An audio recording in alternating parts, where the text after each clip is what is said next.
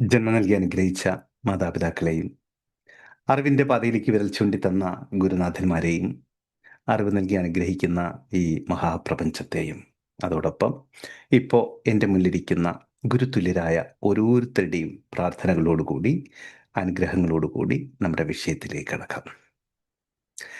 ഇന്നത്തെ നമ്മുടെ വിഷയം വളരെ വ്യത്യസ്തമായിട്ടുള്ള ഒന്നാണ് മെൻ്റലിസം. മെൻ്റലിസം ഒരുപാട് പേർക്ക് വളരെ ആകാംക്ഷയുണ്ടാക്കുന്ന ഒരു വിഷയം കൂടിയാണ്. ഞാൻ വിഷയത്തിൽ കടക്കും മുമ്പ് ചില കാര്യങ്ങൾ പറയാം. ശരിക്കും ഞാനൊരു മെൻ്റലിസ്റ്റോ മജീഷ്യനോ ഒന്നുമല്ല. എൻ്റെ വിഷയം സൈക്കോളജിയാണ്. പക്ഷെ എന്തുകൊണ്ട് മെൻ്റലിസം എന്ന് പറയുന്ന വിഷയത്തിൽ ഇതുപോലെയുള്ള അവയർനെസ് പ്രോഗ്രാമുകൾ ചെയ്യുന്നു എന്ന് ചോദിച്ചാൽ അതിൻ്റെ പിന്നിൽ കൃത്യമായിട്ടുള്ള കാരണങ്ങളുണ്ട്. 2016 മുതലാണ് ഞാൻ ഈ വിഷയത്തിൽ ചില ട്രെയിനിങ്ങുകളും ചില അവയർനെസ് പ്രോഗ്രാമുകളും ഒക്കെ ചെയ്തു തുടങ്ങിയത്. അതിന് കാരണം ഏകദേശം ആ സമയത്താണ് 2014-15 കാലഘട്ടങ്ങളിലാണ് മെൻ്റലിസം എന്നുള്ള ആ ഒരു ടേം കൂടുതൽ പോപ്പുലർ ആയത്. പ്രത്യേകിച്ച് ആ പ്രേതം സിനിമയൊക്കെ ഇറങ്ങിയതോടുകൂടി. അപ്പോൾ വ്യക്തികളിൽ ഒരുപാട് തെറ്റിദ്ധാരണകൾ ഉണ്ടാകാൻ ഈ ഒരു വിഷയത്തിലൂടെ കാരണമായി. അതായത് അമാനുഷികമായിട്ടുള്ള അല്ലെങ്കിൽ അതീന്ദ്രിയമായിട്ടുള്ള ചില ശക്തികളോ സിദ്ധികളോ ഒക്കെ ഉപയോഗപ്പെടുത്തിക്കൊണ്ടാണ് ചില പ്രകടനങ്ങളൊക്കെ ചെയ്യുന്നത് എന്ന് പലരും വിശ്വസിച്ചു. അതുപോലെ അതിലെ കലാകാരന്മാർ പറയാതെ പറയാൻ തുടങ്ങി. അവർ ചില വ്യത്യസ്തങ്ങളായിട്ടുള്ള സ്വാഭാവികമായ അല്ലെങ്കിൽ അസ്വാഭാവികമായിട്ടുള്ള കഴിവുകൾ ഉള്ളവരാണ് എന്നൊക്കെ ഡയറക്റ്റായിട്ടും ഇൻഡയറക്റ്റായിട്ടുമൊക്കെ പറഞ്ഞു തുടങ്ങിയിരുന്നു. അപ്പോൾ അതിൻ്റെ പേരിൽ ഒത്തിരി പേര് പല സംശയങ്ങളുമായിട്ട് വിളിക്കാൻ തുടങ്ങി. മാത്രമല്ല ഇത് വെച്ചിട്ട് ഈ പറയുന്ന കാര്യങ്ങൾ വെച്ചിട്ട് പലരും പല ചൂഷണങ്ങളും പല മുതലെടുപ്പുകളും സമൂഹത്തിൽ നടത്തുന്നതായിട്ട് ശ്രദ്ധയിൽപ്പെട്ടു. ആ സമയത്താണ് ആദ്യം അവയർനെസ് പ്രോഗ്രാമുകളും ഒക്കെ ആയിട്ട് രംഗത്ത് വന്നത്. ഒരു ഒരു കാര്യം പറഞ്ഞ ഒരു ഒരു പ്രത്യേക എനിക്ക് വളരെ ഹൃദയസ്പർശിയായിട്ട് തോന്നിയ ഒരു സംഭവം കൂടി പറഞ്ഞിട്ട് നമുക്ക് തുടങ്ങാം. ആ കാലഘട്ടത്തിൽ 2016 ആ കാലഘട്ടത്തിൽ ഒരു ദിവസം ഒരു കുട്ടി ഫോണിലേക്ക് വിളിച്ചിട്ട് എനിക്ക് തോന്നുന്നു ഒരു 16, 17, 18 വയസ്സുള്ള ഒരു കുട്ടിയാണ്, അല്ലെങ്കിൽ ഒരു 20 വയസ്സിനുള്ളിൽ ഉള്ള ഒരു കുട്ടി. അവന് വിളിച്ചിട്ട് എന്നോട് ചില കാര്യങ്ങളൊക്കെ ചോദിച്ചു. എന്നിട്ട് ആ കൂട്ടത്തിൽ മെൻ്റലിസം എന്ന് പറയുന്ന വിഷയം ഞങ്ങളുടെ ഡിസ്കഷൻ്റെ ഇടയിലേക്ക് വന്നു. എൻ്റെ വീഡിയോസ് എന്തോ കണ്ടിട്ട് വിളിച്ചതാണല്ല, നേരിട്ട് പരിചയത്തിൻ്റെ മുകളിലല്ല. അപ്പോൾ ചില പറയാൻ പറ്റുന്ന ചില കാര്യങ്ങൾ പറഞ്ഞു കൊടുത്തു. കാരണം ഇതിനൊക്കെ ഒരു ഒരു രഹസ്യാത്മകതയുണ്ട്. ഹിപ്നോസിസിനോ സൈക്കോളജിയിലോ അതില്ല. പക്ഷെ മെൻ്റലിസം എന്ന് പറയുന്ന ആർട്ടിൽ അത് നമ്മൾ മുന്നോട്ട് പോകുമ്പോൾ മനസ്സിലാവും. ആർട്ടിൽ ഒരു രഹസ്യാത്മകതയുണ്ട്. അത് തന്നെയാണ് അതിൻ്റെ ജീവനാഡി എന്ന് പറയുന്നത്, അതിനെ നിലനിർത്തുന്നതെന്ന് പറയുന്നത്. അപ്പോൾ ആ രഹസ്യം കഴിഞ്ഞു കഴിഞ്ഞാൽ, രഹസ്യം റിവീൽ ചെയ്ത് കഴിഞ്ഞാൽ അതിന് പിന്നെ കാര്യമായിട്ടുള്ള നിലനിൽപ്പില്ല. അതിന് നമുക്ക് എൻജോയ് ചെയ്യാൻ പറ്റില്ല. അപ്പം അതുകൊണ്ട് പരിമിതിക്കുള്ളിൽ നിന്നുകൊണ്ട് പറയാവുന്ന കാര്യങ്ങൾ അവന് പറഞ്ഞു കൊടുത്തു. അതിനുശേഷം ഞാൻ അവനോട് ചോദിച്ചു, താൻ എന്താ ചെയ്യുന്നതെന്ന് ചോദിച്ചു. അപ്പം എന്നോട് പറഞ്ഞു, ഞാൻ ഡിഗ്രിക്ക് പഠിച്ചുകൊണ്ടിരിക്കുകയായിരുന്നു എന്ന് പറഞ്ഞിട്ട് ഒന്ന് നിർത്തി. അപ്പം ഞാൻ ചോദിച്ചു, ഇപ്പോൾ പഠിച്ചുകൊണ്ടിരിക്കുകയായിരുന്നു എന്ന് പറയാം, ഇപ്പോൾ പഠിക്കുന്നില്ല, ഞാൻ പഠനം നിർത്തി വെച്ചിട്ട് മറ്റു ചില കാര്യങ്ങൾ നോക്കുകയാണെന്ന്. ഞാൻ ചോദിച്ചു, എന്താണ് നോക്കുന്നത്, മറ്റു ചില കാര്യങ്ങൾ എന്ന് പറഞ്ഞാൽ എന്താണ്? പറഞ്ഞു, ഞാൻ മെൻ്റലിസം പഠിക്കുകയാണെന്ന് പറഞ്ഞു. ഞാൻ ശരിക്കും ഷോക്ക്ഡായിപ്പോയി. എൻ്റെ കാരണം പറഞ്ഞുതരാം കേട്ടോ. മെൻ്റലിസം പഠിക്കുകയാണെന്ന് പറയുമ്പോൾ അവൻ്റെ പഠനം റെഗുലറായിട്ടുള്ള പഠനം നിർത്തിവെച്ചിട്ട് പഠിക്കേണ്ട ഒന്നല്ല മെൻ്റലിസം. ഒന്ന്. അപ്പോൾ അതിൻ്റെ കാര്യങ്ങളെക്കുറിച്ച്, അതിലേക്ക് വരാനുള്ള സാഹചര്യങ്ങളെക്കുറിച്ച്, പഠനം നിർത്തിവെച്ചിട്ട് ഇത് പഠിക്കാനുള്ള സാഹചര്യങ്ങളെക്കുറിച്ച് ഞാൻ അന്വേഷിച്ച് പറഞ്ഞു. നമ്മുടെ കേരളത്തിലെ വളരെ പ്രശസ്തനായിട്ടുള്ള ഒരു കലാകാരൻ, ഒരു മെൻ്റലിസ്റ്റ്, അദ്ദേഹത്തിൻ്റെ ഒരു സ്റ്റേജ് ഷോ ഈ കുട്ടി യാദൃശ്ചികമായിട്ട് കാണാനിടയായി. അപ്പോൾ ഈ കലാകാരൻ മെൻ്റലിസ്റ്റ് ചെയ്ത പ്രത്യേകിച്ച് ഒരു ഐറ്റം, ഒരു പ്രകടനം ഇവന് വല്ലാതെ ഇഷ്ടപ്പെട്ടു. അവന് വളരെ അത്ഭുതമായിട്ട് തോന്നി. അതുകൊണ്ട് തന്നെ അവൻ വെയിറ്റ് ചെയ്തിട്ട് ഈ മെൻ്റലിസ്റ്റ് സ്റ്റേജിൽ നിന്ന് ഇറങ്ങി വന്ന ഷോ എല്ലാം കഴിഞ്ഞ് ഇറങ്ങി വന്നപ്പോൾ അവൻ പോയിട്ട് വളരെ കഷ്ടപ്പെട്ട് പരിചയപ്പെട്ടതിന് ശേഷം ചോദിച്ചു, ഇതെനിക്കൊന്ന് പഠിപ്പിച്ചു തരാമോ എന്ന് ചോദിച്ചു.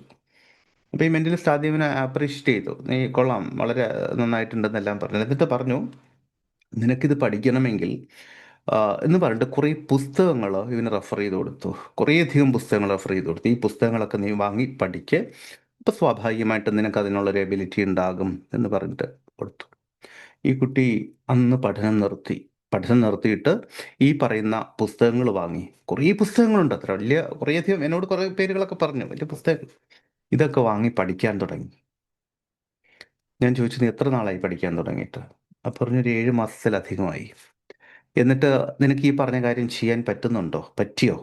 അപ്പോൾ അവൻ എന്നോട് പറഞ്ഞു, "അല്ല, ഞാൻ പഠിച്ചു തുടങ്ങിയിട്ടല്ലേ ഉള്ളൂ. കുറേ വർഷങ്ങൾ പഠിക്കണം. ഈ പറഞ്ഞ ആൾ തന്നെ, ഈ പറഞ്ഞ മെന്റലിസ്റ്റ് തന്നെ ഒരു 20ഓ 25ഓ വർഷം പഠിച്ചിട്ടാണ് ഇത് ചെയ്യുന്നത്" എന്ന് പറഞ്ഞു. എനിക്ക് അവനോട് വല്ലാതെ സഹതാപം തോന്നി. വല്ലാതെ സഹതാപം തോന്നി. കാരണം അവനീ പറഞ്ഞ അവനെ അത്ഭുതപ്പെടുത്തിയ ഈ സംഗതി വളരെ ചെറിയൊരു ടെക്നിക്കിന്റെ മുകളിൽ മാത്രം, ഒരു ട്രിക്ക്, അത്രയേ ഉള്ളൂ. ഒരു ട്രിക്കിന് മുകളിൽ മാത്രം പ്രവർത്തിക്കുന്നതാണ്. മുന്നോട്ട് പോകുമ്പോൾ നമുക്കത് മനസ്സിലാവും. ഞാനത് പറയാം. ചെയ്യുന്നതാണ്. അതിന് ഈ പറയുന്ന പുസ്തകങ്ങളിൽ പഠിക്കേണ്ട യാതൊരു ആവശ്യവുമില്ല. ഒരു ശതമാനം പോലും ആവശ്യമില്ല. ഒന്ന്.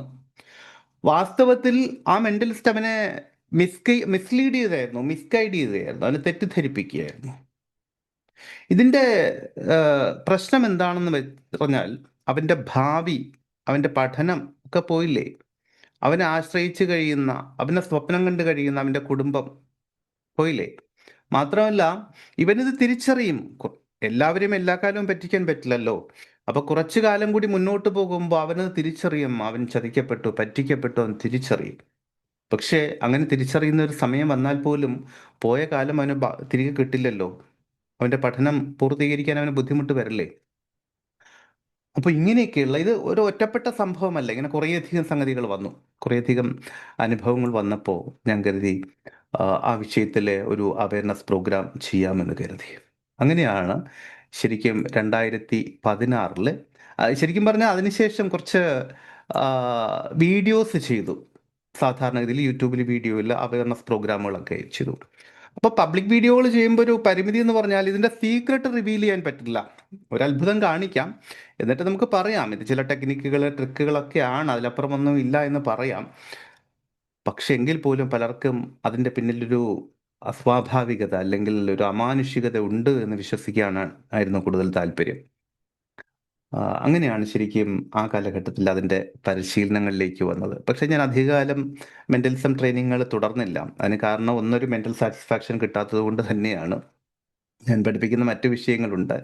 ഹിപ്നോസിസ്, ലോ ഓഫ് അട്രാക്ഷൻ, അങ്ങനെ മറ്റു വിഷയങ്ങളുണ്ട്. അതെല്ലാം ശരിക്കും ആളുകളിങ്ങനെ നിറമനസ്സോടുകൂടി എൻ്റെ മുന്നിലിരിക്കുന്നത്, നിറഞ്ഞ ഹൃദയത്തോടു കൂടി അവർ മടങ്ങിപ്പോകുന്നത് കാണുമ്പോൾ ഒരു സംതൃപ്തി കിട്ടും.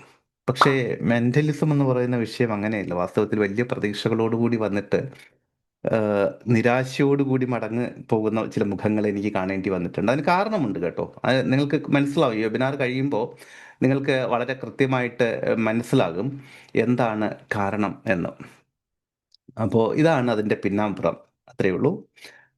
ഇനി നമുക്ക് നമ്മുടെ വിഷയത്തിലേക്ക് കടക്കാം. മെന്റലിസം എന്ന് പറയുന്ന ടേം നിങ്ങളിൽ പലരും കേട്ടിട്ടുണ്ടാകും.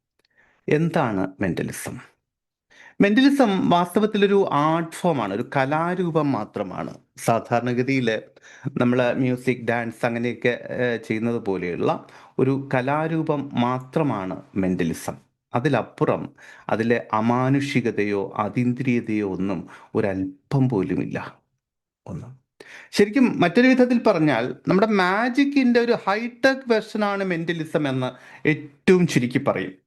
അത് നിങ്ങൾക്ക് മനസ്സിലാവും. മാജിക്കിന്റെ ഒരു ഹൈടെക് വേർഷൻ മാത്രമാണ് മെന്റലിസം എന്ന് നമുക്ക് ഏറ്റവും ലളിതമായിട്ട് പറയാം.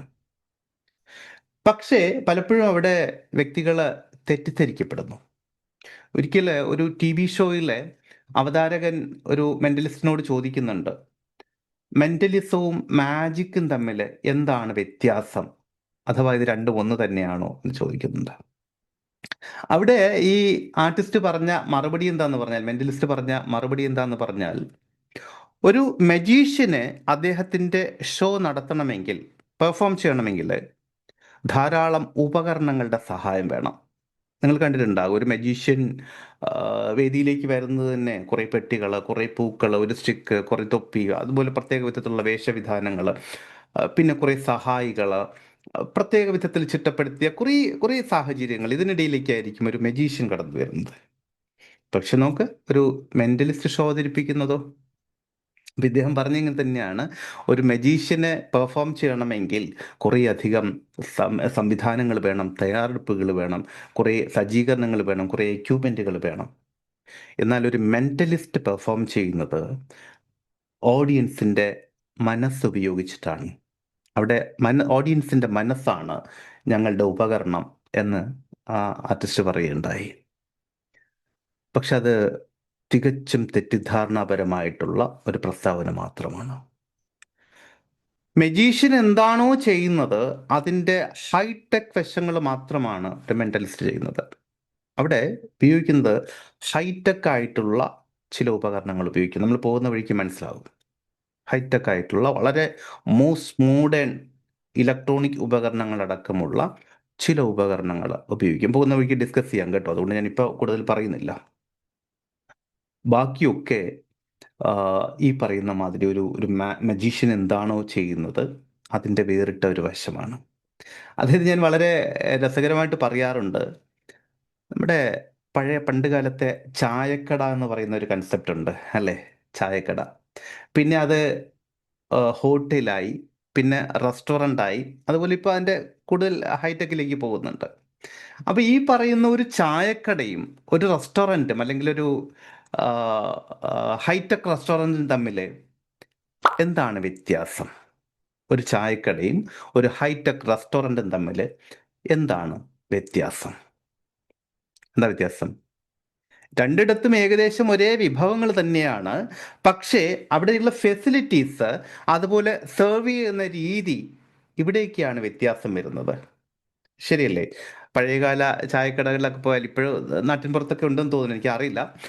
പോയിട്ടുണ്ടെങ്കിൽ അവിടെ നമ്മൾ പോയിരുന്നു കഴിഞ്ഞാൽ അപ്പോൾ തന്നെ പഴയ ഒരു ടീഷർട്ടോ പഴയ ഒരു ബനിയനോ അതല്ലെങ്കിൽ ഒരു ലുങ്കിയോ ഒക്കെ ഉടുത്ത്, കുറച്ച് പ്രായമുള്ളവർ ചിലപ്പോൾ ലുങ്കി ഉടുക്കും, ചിലപ്പോൾ ടീഷർട്ട് ഇടില്ല. ഓൾമോസ്റ്റ് എന്തെങ്കിലും ഒരു സാധനം, അല്ലെങ്കിൽ തോർത്ത് മാത്രമായിരിക്കും, ഇങ്ങനെ തോർത്തോ ടവലോ എന്തെങ്കിലും കഴുത്തിലിട്ടിട്ട് ഒരാൾ വന്നിങ്ങനെ ചോദിക്കും, എന്താ വേണ്ടേ എന്ന് ചോദിക്കും. ഒരു ചായ പറഞ്ഞാൽ ഇവിടെ നിന്ന് വിളിച്ച് പറയും, ഒരു ചായ, ഒന്ന് കടുപ്പം കുറച്ച് എന്നൊക്കെ വിളിച്ച് പറയും. കുറച്ച് കഴിയുമ്പോഴേക്കും അവിടെ നിന്ന് ഒരാൾ ചായയായിട്ട് വരും, ഡെസ്കിൻ്റെ മുകളിൽ ടേ എന്ന് പറഞ്ഞിട്ട് അടിച്ചിട്ട് വെക്കും. ഇങ്ങനെയൊക്കെയാണ്. അതുപോലെ അവിടെ ഡെസ്ക് ആയാലും ബെഞ്ച് ആയാലും അതൊക്കെ ഒരു ഒരു നോർമൽ സംഗതിയാണ്. അതിൻ്റെ അപ്പുറം റെസ്റ്റോറൻറ്റിലേക്ക് പോയ സമയത്തേക്ക് വ്യത്യാസം വന്നു. കുറച്ചുകൂടി ഭംഗിയുള്ള വസ്ത്രം ധരിച്ച ആളുകൾ സേവ് ചെയ്യാൻ തുടങ്ങി, കുറച്ചുകൂടി സൗകര്യങ്ങൾ വന്നു, കുറച്ചുകൂടി ഭംഗിയുള്ള പാത്രങ്ങൾ വന്നു, കുറച്ചുകൂടി സജ്ജീകരണങ്ങൾ വന്നു, AC വന്നു, ഇങ്ങനെ പലതും വന്നു. അവിടെ പോയിട്ട് ഓർഡർ നമ്മൾ ചെന്നിരുന്നാൽ ഒരാൾ വളരെ കൂളായിട്ട് നമ്മുടെ അടുത്ത് വന്ന് നിന്നിട്ട് ചോദിക്കും, സാർ എന്താ വേണ്ടതെന്ന് ചോദിക്കും. എന്നിട്ട് ചിലപ്പോൾ അദ്ദേഹം അകത്ത് പോയിട്ട് വളരെ സമാധാനത്തിൽ പറഞ്ഞ് ആ സാധനം കൊണ്ടുവരും. ചിലപ്പോൾ വേറൊരാൾ കൊണ്ടുവരും. കുറച്ചും കൂടി ഹൈടെക് റെസ്റ്റോറൻറ്റിലേക്ക് പോയിട്ടുണ്ടെങ്കിൽ അവർ ഒരു ഐപാഡോ എന്തെങ്കിലും കൊണ്ടുവന്നിട്ട് അതിൽ മാർക്ക് ചെയ്ത് പോകും. നമുക്ക് കുടിക്കാൻ ആദ്യം ഒരു ഗ്ലാസ് ചൂടുവെള്ളം കൊണ്ടുവയ്ക്കും. പിന്നെ കുറേ സമയം കഴിഞ്ഞിട്ടായിരിക്കും നമുക്കുള്ള ഫുഡുകൾ ഇങ്ങനെ വരുന്നത്. അങ്ങനെ സെർവ് ചെയ്യുന്ന രീതിയിലും അവിടെയുള്ള സാഹചര്യങ്ങളിലും ഒക്കെയാണ് വ്യത്യാസം വന്നിരിക്കുന്നത്. അതല്ലെങ്കിൽ ഞാൻ നേരത്തെ പറഞ്ഞ ആ ചായക്കടയിലും ഹോട്ടലിലുമൊക്കെ സംഭവിക്കുന്ന ഒരേ കാര്യം തന്നെയാണ് ഭക്ഷണം കഴിക്കുക. വാസ്തവത്തിൽ ഇത് തന്നെയാണ് ഇവിടെയും സംഭവിക്കുന്നത്. ഇതിൻ്റെ അവതരണ രീതിയിലാണ് വ്യത്യാസം വരുന്നത്. അത് നമ്മൾ വളരെ വ്യക്തമായിട്ട് മനസ്സിലാക്കും കുറച്ചുകൂടി മുന്നോട്ട് പോകുമ്പോൾ. അവതരണ രീതിയിലാണ് വ്യത്യാസം വരുന്നത്. എവിടേക്കാണ് എന്ന് നോക്കാം. പണ്ട് 1980 ആ കാലഘട്ടം, അല്ലെങ്കിൽ അതിന് കുറച്ച് മുമ്പായിട്ട് ഭാരതത്തിൻ്റെ പല ഭാഗങ്ങളിലും കുറേയധികം ആൾദൈവങ്ങൾ നിലവിൽ വന്നു. ആൾദൈവങ്ങൾ എന്ന് പറഞ്ഞാൽ കുറേ അത്ഭുത പ്രവർത്തനങ്ങളൊക്കെ കാട്ടിയിട്ട് ആളുകളുടെ ഇടയിൽ നിന്ന് ഇങ്ങനെ ഉയർന്നു വന്ന കുറേ സംഭവങ്ങളാണ്. കേരളത്തിലും വന്നു അതിൻ്റെ ഭാഗമായിട്ട്. പക്ഷെ കേരളത്തിൽ അവർക്ക് അധികം വേര് പിടിക്കാൻ പറ്റിയില്ല. കാരണം എന്താന്ന് പറഞ്ഞാൽ, അന്ന് ഇവിടെ ഉണ്ടായിരുന്ന കുറേ നല്ല മജീഷ്യന്മാർ അവർ രംഗത്തിറങ്ങി. കാരണം ഈ ആൾദൈവങ്ങൾ അത്ഭുതങ്ങളൊക്കെ കാണിച്ചിരുന്നത് ഇതുപോലെയുള്ള ചില ടെക്നിക്കുകളും ട്രിക്കുകളും ഒക്കെ കാണിച്ചിട്ടാണ്. ആകാശത്തു നിന്ന് ഭസ്മം എടുക്കുന്നതും ശൂന്യതയിൽ നിന്ന് വസ്തുക്കൾ എടുക്കുന്നതുമൊക്കെ ഏകദേശം സമാനമായിട്ടുള്ള ടെക്നിക്കുകളും ട്രിക്കുകളും ഒക്കെ കാണിച്ചിട്ടായിരുന്നു. അപ്പോൾ അന്നുണ്ടായിരുന്ന മജീഷ്യന്മാർ തെരുവുകൾ തോറും യാത്ര ചെയ്തിട്ട് തെരുവുകളിൽ ഇങ്ങനെ ചെറിയ ചെറിയ പ്രോഗ്രാമുകളോ ഓപ്പൺ സ്റ്റേജിൽ അവർ കാണിക്കാൻ തുടങ്ങി.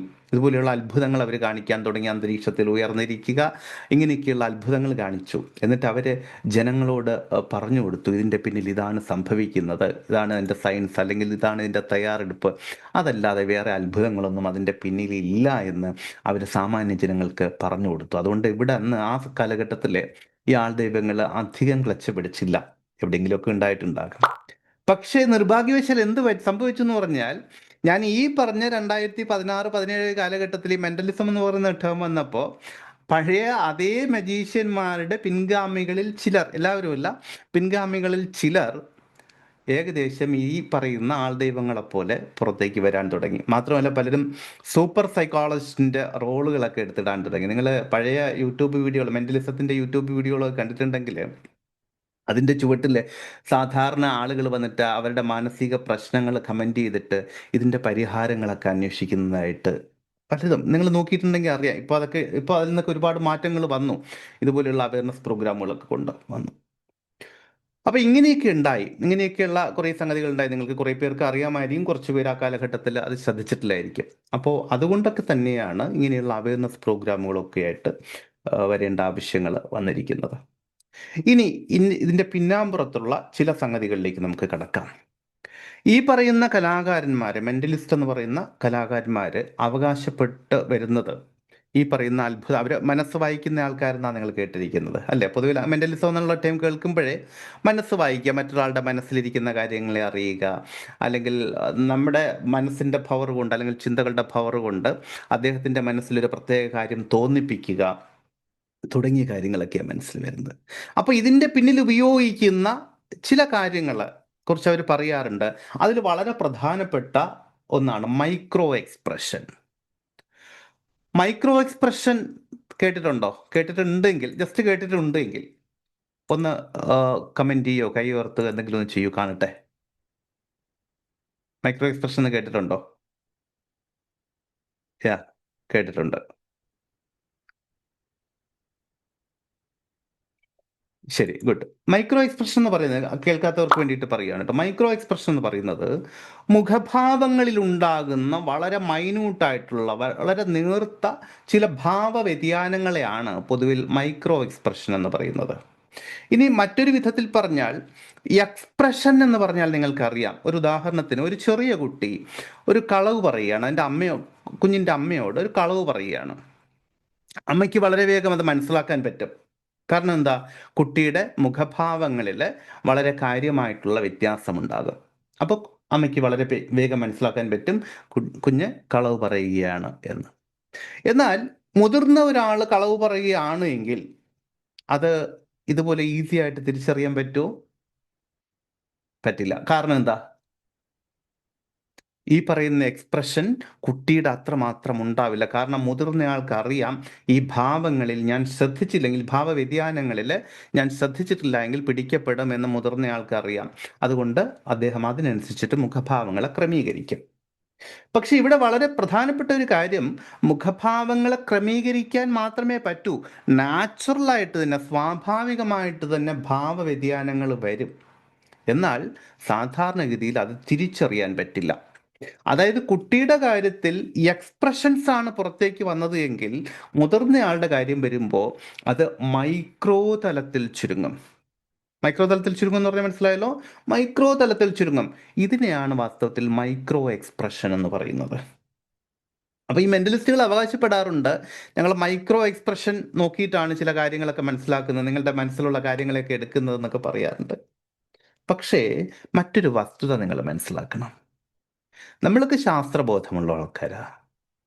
ഒരു വ്യക്തി നിങ്ങളോട് പറഞ്ഞു എന്നിരിക്കട്ടെ, നിങ്ങൾ മൈക്രോസ്കോപ്പിലൂടെ കാണുന്ന കാര്യങ്ങൾ ഞാൻ എൻ്റെ നഗ്നനേത്രങ്ങൾ കൊണ്ട് കാണും, നിങ്ങൾക്ക് പറഞ്ഞു തരാം എന്നൊരു വ്യക്തി നിങ്ങളോട് പറഞ്ഞാൽ നിങ്ങൾ എങ്ങനെയായിരിക്കും അതിനോട് പ്രതികരിക്കുക? ഞാനൊന്ന് അൺമ്യൂട്ട് ചെയ്ത് തരാം, ഇടയ്ക്കൊന്ന് സംസാരിക്കൂ. അൺമ്യൂട്ട് ചെയ്തിട്ടുണ്ട്. ഒരാൾ നിങ്ങളോട് പറയുകയാണ്, ഒരു അവകാശവാദം ഉന്നയിക്കുകയാണ്, വളരെ മൈന്യൂട്ടായിട്ടുള്ള മൈക്രോ ഓർഗാനിസംസ്, അതായത് സൂക്ഷ്മാണുക്കളെ എനിക്ക് നഗ്നനേത്രങ്ങൾ കൊണ്ട് കാണാൻ പറ്റും എന്നൊരു വ്യക്തി നിങ്ങളോട് അവകാശപ്പെട്ടാൽ നിങ്ങൾ അതിനോട് എങ്ങനെ പ്രതികരിക്കും? നമ്മൾ വിശ്വസിക്കൂല. ഉറപ്പല്ലേ? ഉറപ്പല്ലേ? കാരണം ശാസ്ത്രബോധമുള്ള നമുക്ക് അറിയാം, ഈ സൂക്ഷ്മജീവികളെ, മൈക്രോ ഓർഗാനിസംസിനെ നഗ്നനേത്രങ്ങൾ കൊണ്ട് കാണാൻ സാധ്യമല്ല എന്ന് നമുക്ക് അറിയാം. അതിനെ കാണണമെങ്കിൽ മൈക്രോസ്കോപ്പ് മാതിരിയുള്ള ഉപകരണങ്ങൾ വേണം, അല്ലേ? അതേ കാര്യം തന്നെയാണ് ഇവിടെയും വരുന്നത്, മൈക്രോ എക്സ്പ്രഷന്റെ കാര്യത്തിലും വരുന്നത്. മൈക്രോ എക്സ്പ്രഷൻ ചില സാഹചര്യങ്ങളിൽ ഉപയോഗപ്പെടുത്തും. അതെങ്ങനെയാണെന്ന് പറഞ്ഞാൽ, ഹൈ ഡെഫിനിഷൻ ക്യാമറ ഉപയോഗിച്ച് ഷൂട്ട് ചെയ്തിട്ട് അതിനെ ചില സോഫ്റ്റ്വെയറുകളിലൂടെ കടത്തിവിട്ടിട്ട് ചില നിഗമനങ്ങളിലെത്താം. മനസ്സിലായോ? ഹൈ ഡെഫിനിഷൻ HD ക്യാമറകളിലൂടെ ഷൂട്ട് ചെയ്തിട്ട് എടുക്കുന്ന പിക്ചറുകൾ അല്ലെങ്കിൽ വീഡിയോകളെ ചില സോഫ്റ്റ്വെയറുകളിലുണ്ട് അനലൈസ് ചെയ്തിട്ട് ചില നിഗമനങ്ങളിലെത്താം. അപ്പൊ ഇങ്ങനെയാണ് വസ്തുത എങ്കിൽ എങ്ങനെയാണ് അതൊരു സ്റ്റേജ് പെർഫോമൻസിൽ അല്ലെങ്കിൽ ഒരു 1-to-1 സെഷനിൽ എങ്ങനെയാണ് ആ സാധ്യതകൾ ഉപയോഗപ്പെടുത്തുന്നത്? എന്റെ ചോദ്യം മനസ്സിലായോ? മനസ്സിലായില്ല. മനസ്സിലായില്ല. അതായത് മൈക്രോ എക്സ്പ്രഷൻ എന്ന് പറയുന്ന കാര്യം, ഈ മൈക്രോ ഓർഗാനിസംസിന് എടുത്ത് സൂക്ഷ്മജീവികൾ എടുക്കുക. സൂക്ഷ്മജീവികളെ നമ്മൾ എങ്ങനെയാണ് കാണുന്നത്? മൈക്രോസ്കോപ്പോ അല്ലെങ്കിൽ ഇലക്ട്രോൺ മൈക്രോസ്കോപ്പോ ഉപയോഗിച്ച് നോക്കുകയാണ് ചെയ്യുന്നത്, അല്ലേ? പിന്നെ അതിനെ ഐഡന്റിഫൈ ചെയ്യാൻ ചിലപ്പോൾ മറ്റു മാർഗങ്ങളൊക്കെ ഉപയോഗിക്കുമായിരിക്കും. അതേക്കുറിച്ച് കൂടുതൽ പറയാൻ എനിക്ക് അറിയില്ല. അതുപോലെ തന്നെയാണ് ഈ മൈക്രോ എക്സ്പ്രഷൻ എന്ന് പറയുന്ന കാര്യത്തിന്റെ സാധ്യതകൾ ചില സാഹചര്യങ്ങളിൽ ഉപയോഗപ്പെടുത്തേണ്ടി വരും. അത് സ്റ്റേജ് പെർഫോമൻസിനല്ല, അത് ഈ പറയുന്ന വിധത്തിൽ പ്രത്യേക വിധത്തിലുള്ള ക്യാമറകൾ കൊണ്ട് ഷൂട്ട് ചെയ്തിട്ട് അതിനെ കമ്പ്യൂട്ടറുകളുടെ സഹായത്തോടെ അല്ലെങ്കിൽ ചില സോഫ്റ്റ്വെയറുകളുടെ സഹായത്തിൽ വിശകലനം ചെയ്തിട്ടാണ് ചില നിഗമനങ്ങളിൽ എത്തുന്നത്. മനസ്സിലായോ? അപ്പൊ സ്വാഭാവികമായിട്ടും അത് സ്റ്റേജ് പെർഫോമൻസിൽ ഉപയോഗിക്കാൻ പറ്റില്ല. നമ്മൾ അങ്ങോട്ടും ഇങ്ങോട്ടും സംസാരിക്കുന്ന സമയത്ത് ഉപയോഗിക്കാൻ അത് പറ്റില്ല, പരിമിതികളുണ്ട്. ക്ലിയർ ആവുന്നുണ്ടോ? ഇന്നലെ ഞാൻ അതിനിടയിൽ വേറൊരു കാര്യം പറയാം. കഴിഞ്ഞ ദിവസം ആരോ ഒന്ന് ഫോണിൽ വിളിച്ചിട്ട് പറഞ്ഞു, സാറേ ഈ ഹിപ്നോട്ടിസത്തിലെ മരിച്ചുപോയ ആൾക്കാരെ കാണാമെന്ന് പറയുന്നുണ്ടല്ലോ, എന്താണ് അതിന്റെ ഒരു വസ്തുത അല്ലെങ്കിൽ ഒരു റിയാലിറ്റി എന്ന് ചോദിച്ചു. അപ്പൊ ഞാൻ അദ്ദേഹത്തോട് ചോദിച്ചു, അങ്ങനെ മരിച്ചുപോയ ആൾക്കാരെ കാണാൻ പറ്റുമെങ്കിൽ പിന്നെ ഈ തെളിയാതെ കിടക്കുന്ന മർഡർ കേസുകളൊക്കെ തെളിയിച്ചൂടെ? അതിന്റെ പിന്നാലെ പോലീസുകാർക്ക് പോകേണ്ട ഒരു ആവശ്യമില്ലല്ലോ. ആ മരിച്ചയാളെ വിളിച്ചു വരുത്തിയിട്ട് ചോദിച്ചാൽ പോരെ? ഇത്രയേ ഉള്ളൂ. സാമാന്യ ബുദ്ധിക്ക് ചെയ്യാൻ പറ്റുന്ന കാര്യങ്ങൾ ഇത്രയേ ഉള്ളൂ. പക്ഷെ പലപ്പോഴും നമ്മൾ എത്രയൊക്കെ അഭ്യസ്തവിദ്യരാണെന്ന് പറഞ്ഞാലും ലോജിക്ക് ഉപയോഗിക്കില്ല, ഇട്ടുപോകും. അതിനും ചില കാരണങ്ങളുണ്ട് കേട്ടോ. അത് നമുക്ക് വേണമെങ്കിൽ പിന്നാലെ പറയാം ആ സംഗതി. ഇനി അത് വേണമെങ്കിൽ പറഞ്ഞുതരാം. ഞാൻ ഒരു വിഷയം തുടങ്ങി വെച്ച സ്ഥിതിക്ക് ഈ മരിച്ചുപോയ ആൾക്കാർ എങ്ങനെയാണ് കാണുന്നത്, അതിപ്പോൾ ട്രെൻഡായിരിക്കുന്ന ഒരു സംഗതിയാണ്. അതായത് സാധാരണഗതിയിൽ നമ്മൾ ഈ ലോകവുമായിട്ട് അല്ലെങ്കിൽ നമ്മുടെ ചുറ്റുപാടുകളുമായിട്ട് കമ്മ്യൂണിക്കേറ്റ് ചെയ്യുന്ന, ആശയവിനിമയം നടത്തുന്നത് നമ്മുടെ പഞ്ചേന്ദ്രിയങ്ങൾ ഉപയോഗിച്ചിട്ടാണ്, അല്ലേ? വസ്തുക്കളെ കാണുന്നതും കേൾക്കുന്നതുമൊക്കെ നമ്മുടെ പഞ്ചേന്ദ്രിയങ്ങൾ ഉപയോഗിച്ചിട്ടാണ്. പക്ഷെ മറ്റൊരു കാര്യമുണ്ട്, പഞ്ചേന്ദ്രിയങ്ങൾ ഉപയോഗിച്ചിട്ടാണ് എന്ന് സാമാന്യമായിട്ട് പറയുമെങ്കിലും അതിൻ്റെ പിന്നിൽ മറ്റൊരു സംഗതിയുണ്ട്. കോമൺ ആയിട്ട് ഞാനൊരു ചോദ്യം ചോദിക്കട്ടെ. നിങ്ങളുടെ മുന്നിലിരിക്കുന്ന ഒരാളെ നിങ്ങൾ കാണുന്നത്, ഒരു വ്യക്തിയെ അല്ലെങ്കിൽ ഒരു വസ്തുവിനെ നിങ്ങൾ കാണുന്നത് നിങ്ങളുടെ ഏത് ഇന്ദ്രിയം ഉപയോഗിച്ചിട്ടാ? പറയാമോ? കണ്ണുപയോഗിച്ചിട്ടാണ്. ഒന്ന് പറഞ്ഞേ. എന്ത് ഉപയോഗിച്ചിട്ടാ കാണുന്നത്? ഏത് ഇന്ദ്രിയം ഉപയോഗിച്ചിട്ടാ കാണുന്നത്? തലച്ചോറിന്റെ സിഗ്നൽ അല്ലേ സാർ അത്? അങ്ങനെ വരട്ടെ, എല്ലാവരും പറയട്ടെ. തലച്ചോറിന്റെ സിഗ്നൽ അല്ലേ അത് സിഗ്നൽ വരുമ്പോഴല്ലേ യഥാർത്ഥത്തിൽ നമ്മൾ കാണുന്നത് ബ്രെയിൻ ഉപയോഗിച്ചിട്ടാണ്. കണ്ണ് എന്ന് പറയുന്ന ഒരു സെൻസറി ഓർഗൻ മാത്രമാണ്. കണ്ണ് ചെയ്യുന്നത് ഈ പ്രകാശ തരംഗങ്ങളെ ഈ വസ്തുവിൽ അല്ലെങ്കിൽ വ്യക്തിയിൽ തട്ടി വരുന്ന പ്രകാശ തരംഗങ്ങളെ സിഗ്നൽസ് ആക്കി ബ്രെയിനിന് കൊടുക്കും. ബ്രെയിനാണ് അത് തിരിച്ചറിയുന്നത്. ഇതാരാണ്, എന്താണ്, അദ്ദേഹത്തിന്റെ നിറം എന്ത്, വലിപ്പം എന്ത്, ഇതെല്ലാം തിരിച്ചറിയുന്നത് ബ്രെയിനാണ്. മനസ്സിലായോ? അപ്പൊ കേൾക്കുന്നത് ഏതിനെ ഉപയോഗിച്ചിട്ടാ? കേൾക്കുന്നത് ഏതിന്ദ്രിയം ഉപയോഗിച്ചിട്ടാ? അതും ബ്രെയിൻ ഉപയോഗിച്ചിട്ട് തന്നെയാണ്. അപ്പൊ ചെവി ചെയ്യുന്നത് ഈ പറയുന്ന ശബ്ദ തരംഗങ്ങളെ ബ്രെയിനിലേക്ക് എത്തിക്കുക മാത്രമാണ് ചെയ്യുന്നത്. ഹിപ്നോസിസിൽ നമ്മൾ ചെയ്യുന്നത്, ഒരു വ്യക്തിയെ ഹിപ്നോസിസിന് വിധേയമാക്കിയാൽ അദ്ദേഹത്തിൻ്റെ ബ്രെയിനിനെ തെറ്റിദ്ധരിപ്പിക്കാൻ നമുക്ക് സാധിക്കും. ബ്രെയിൻ എന്ന് പറയുമ്പോൾ നമുക്ക് വേണമെങ്കിൽ എളുപ്പത്തിന് വളരെ ചുരുക്കി മാത്രം പറയാം. നമുക്ക് മനസ്സിന് 2 തലങ്ങളായിട്ട് തിരിക്കാം, കോൺഷ്യസ്, സബ് കോൺഷ്യസ് തലങ്ങളിൽ. അപ്പോൾ കോൺഷ്യസ് ആണ് ശരിക്കും, കോൺഷ്യസ് എന്ന് പറഞ്ഞാൽ ബോധതലം. നിങ്ങളുടെ ബോധതലമാണ് മനസ്സിലാക്കുന്നത് ഇതാരാണ്, എന്താണ്, ഏതാണെന്ന് മനസ്സിലാക്കുന്നത് ബോധതലമാണ്. ഈ ബോധതലത്തിൻ്റെ വിവേചന ശേഷിയെ നമ്മൾ ചില നിർദ്ദേശങ്ങളിലൂടെ കുറച്ചൊന്ന് മന്ദീഭവിപ്പിക്കും, തിരിച്ചറിയാനുള്ള കഴിവിനെ ഇല്ലാതാക്കി കളയും. എന്നിട്ട് ആ തിരിച്ചറിവില്ലാതെ നിൽക്കുന്ന സമയത്ത് താൽക്കാലികമായിട്ട് മാത്രം സൃഷ്ടിക്കപ്പെടുന്ന ഒരവസ്ഥയാണ്. ആ സമയത്ത് നിർദ്ദേശങ്ങളിലൂടെ നമ്മൾ പറയും ഇന്നയാളാണ് മുന്നിൽ നിൽക്കുന്നത് എന്നുള്ള നിർദ്ദേശം. അതായത് ശരിക്കും കണ്ണ് കൊടുക്കേണ്ട നിർദ്ദേശം, കണ്ണിലൂടെ കിട്ടേണ്ട നിർദ്ദേശം ശബ്ദത്തിലൂടെ നമ്മൾ കൊടുക്കും. ഇന്നയാളാണ് മുന്നിൽ നിൽക്കുന്നത് എന്ന് നിർദ്ദേശം കൊടുത്താൽ ആ ആളെ ഈ വ്യക്തി ഒരിക്കലെങ്കിലും കണ്ടിട്ടുണ്ടെങ്കിൽ, അത് ചിത്രത്തിൽ കണ്ടാലും മതി, സിനിമയിൽ കണ്ടാലും മതി, അങ്ങനെ ഒരു ധാരണ ഉണ്ടെങ്കിൽ ആ സാഹചര്യത്തിനനുസരിച്ചിട്ട് കാണാൻ അദ്ദേഹത്തിന് സാധിക്കും. എങ്ങനെ? മനസ്സുകൊണ്ട്. പക്ഷെ മനസ്സുകൊണ്ട് കാണുമ്പോഴൊരു കാര്യമുണ്ട്. നിങ്ങളൊരു സ്വപ്നം കാണുന്ന സമയത്ത് സ്വപ്നമാണോ യാഥാർത്ഥ്യമാണോ എന്ന് തിരിച്ചറിയുന്നില്ല. കാരണം അന്നേരം ബോധമില്ല, തിരിച്ചറിയാനുള്ള ബോധമില്ല. അതുപോലെ തന്നെയാണ് ഈ സാഹചര്യത്തിലും തിരിച്ചറിയാനുള്ള ബോധമില്ലാത്തത് കൊണ്ട് അതൊരു യാഥാർത്ഥ്യമായിട്ട് ആ വ്യക്തിക്ക് തോന്നുക മാത്രമാണ് ചെയ്യുന്നത് താൽക്കാലികമായിട്ട്. പക്ഷെ ഇതിലുള്ളൊരു അപകടം എന്താണെന്ന് പറഞ്ഞാൽ, ഇങ്ങനെ ചെയ്യുന്നതിലുള്ളൊരു ഫണ്ണിനപ്പുറമുള്ളൊരു അപകടം എന്താണെന്ന് പറഞ്ഞാൽ, ഈ അനുഭവം പല വ്യക്തികളുടെയും മാനസിക അവസ്ഥയെ ദോഷകരമായിട്ട് ബാധിക്കാനുള്ള സാധ്യതകളുണ്ട്. മനസ്സിൻ്റെ സ്വസ്ഥതയെ കെടുത്താനോ താളം തെറ്റിക്കാനോ ഒക്കെയുള്ള സാധ്യതകളുണ്ട്. അങ്ങനെ കുറേ അധികം കേസസ് റിപ്പോർട്ട് ചെയ്തിട്ടുണ്ട്. അതുകൊണ്ട് കഴിയുന്നിടത്തോളം അത്തരം കാര്യങ്ങൾ ചെയ്യാതിരിക്കുക, അല്ലെങ്കിൽ അതിന് വിധേയമാകാതിരിക്കുക, നിന്ന് കൊടുക്കാതിരിക്കുക. മറ്റു പല ഫണ്ണുകളുമുണ്ട്, വേറെ വളരെ സുരക്ഷിതമായിട്ട് നമുക്ക് ചെയ്യാൻ പറ്റുന്ന രസകരങ്ങളായിട്ടുള്ള പല കാര്യങ്ങളുമുണ്ട്, അതൊക്കെ. പക്ഷേ ഈ വിധത്തിൽ അപകടകരമായിട്ടുള്ള കാര്യങ്ങളിലേക്ക് പോകാതിരിക്കുക. കാരണം മനസ്സ് ഒരുപാട് സാധ്യതകൾ ഉള്ളതുപോലെ തന്നെ അത്രമാത്രം സങ്കീർണതകളുമുണ്ട്. ഹിപ്നോസിസിലൂടെ ചില കാര്യങ്ങൾ ചെയ്യുമ്പോൾ ഞാൻ പറയാറുണ്ട്, നമ്മളൊരു കാർഡിയാക് സർജറി ചെയ്യുന്ന അല്ലെങ്കിൽ ഒരു ബ്രെയിൻ സർജറി ചെയ്യുന്ന അത്രമാത്രം സൂക്ഷ്മതയോടുകൂടി തന്നെ വേണം ചെയ്യാൻ എന്ന് പറയാറുണ്ട്. അതിൻ്റെ കാരണം ഇതാണ്. ഓക്കെ, എനിവേ, അപ്പം നമ്മൾ എവിടുന്ന അങ്ങോട്ട് പോയത്? മൈക്രോ എക്സ്പ്രഷൻ അല്ലേ? അപ്പോൾ അതെ.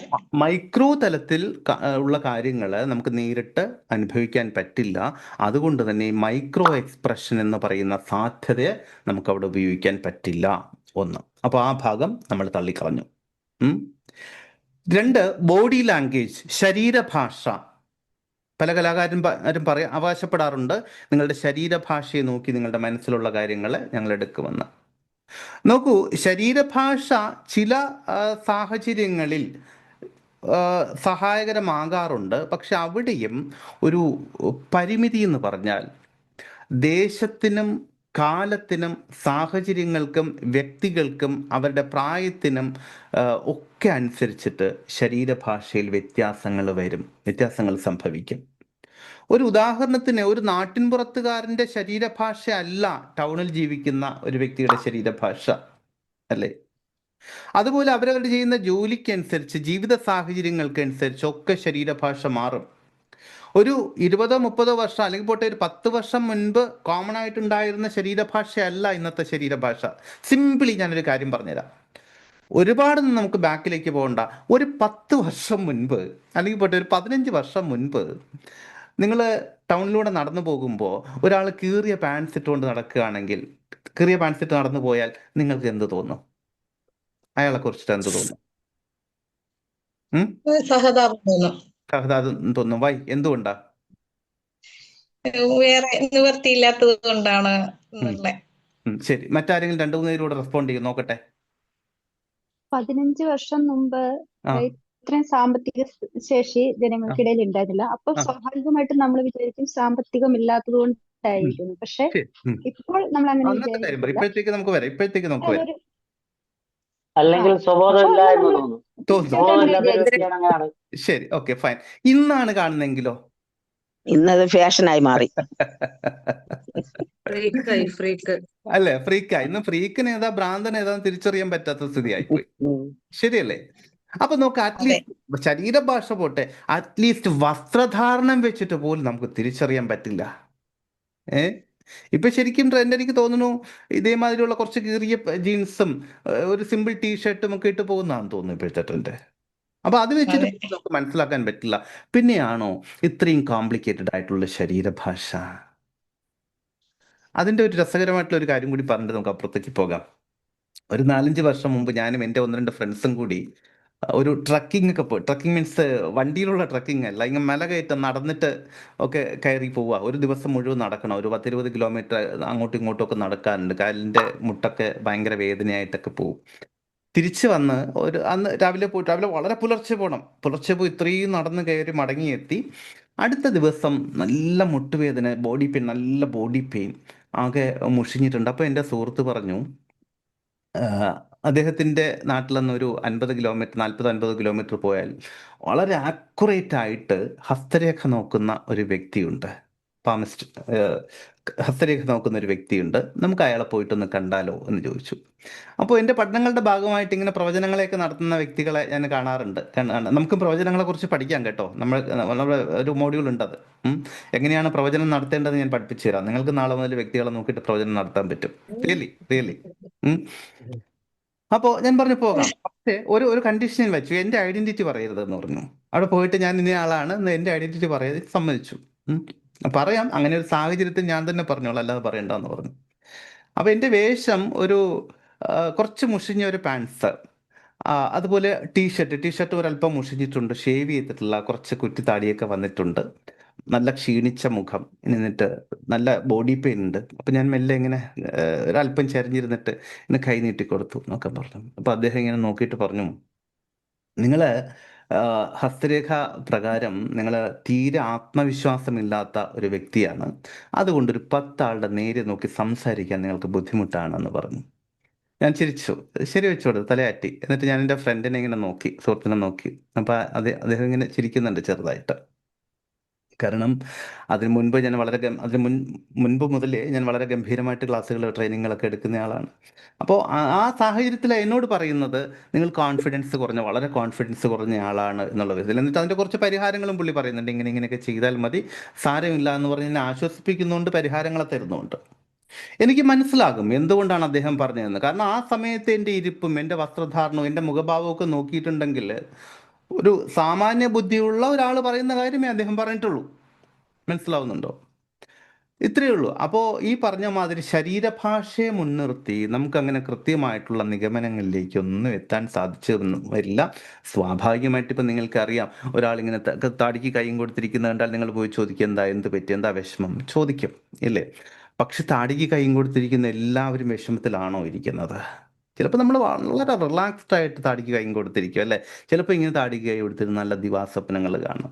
അപ്പം താടിക്ക് കൈയും കൊടുത്തിരിക്കുക എന്ന് പറഞ്ഞിട്ടുണ്ടെങ്കിൽ അത് സങ്കടം കൊണ്ട് മാത്രമല്ല, സാഹചര്യങ്ങൾക്കും വ്യക്തികൾക്കും ഒക്കെ അനുസരിച്ചിട്ട് വ്യത്യാസം വരും സംഭവിക്കും. അതുപോലെ കൈകെട്ടി നിൽക്കുക, അതൊക്കെ ചില സാഹചര്യങ്ങൾ സംഭവിച്ചു പോകും. അതൊന്നും കോൺഫിഡൻസ് ഇല്ലായ്മയുടെ ശക്തമായിട്ടുള്ള അടയാളങ്ങളായിട്ട് കണക്കാക്കാൻ പറ്റില്ല. മറ്റൊരു പില്ലറായിട്ട്, അപ്പോൾ അതും നമ്മൾ മാറ്റി വെച്ചു. മൈക്രോ എക്സ്പ്രഷൻ നമ്മൾ മാറ്റി വെച്ചു, അതുപോലെ ബോഡി ലാംഗ്വേജ് മാറ്റി വെച്ചു.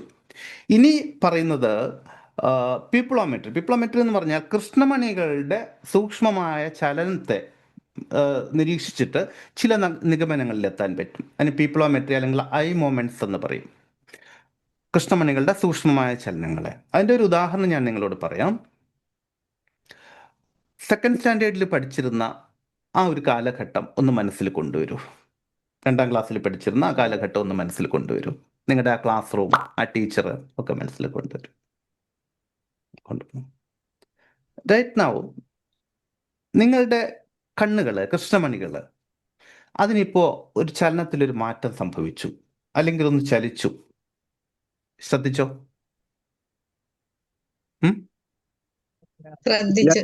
ശ്രദ്ധിച്ചു.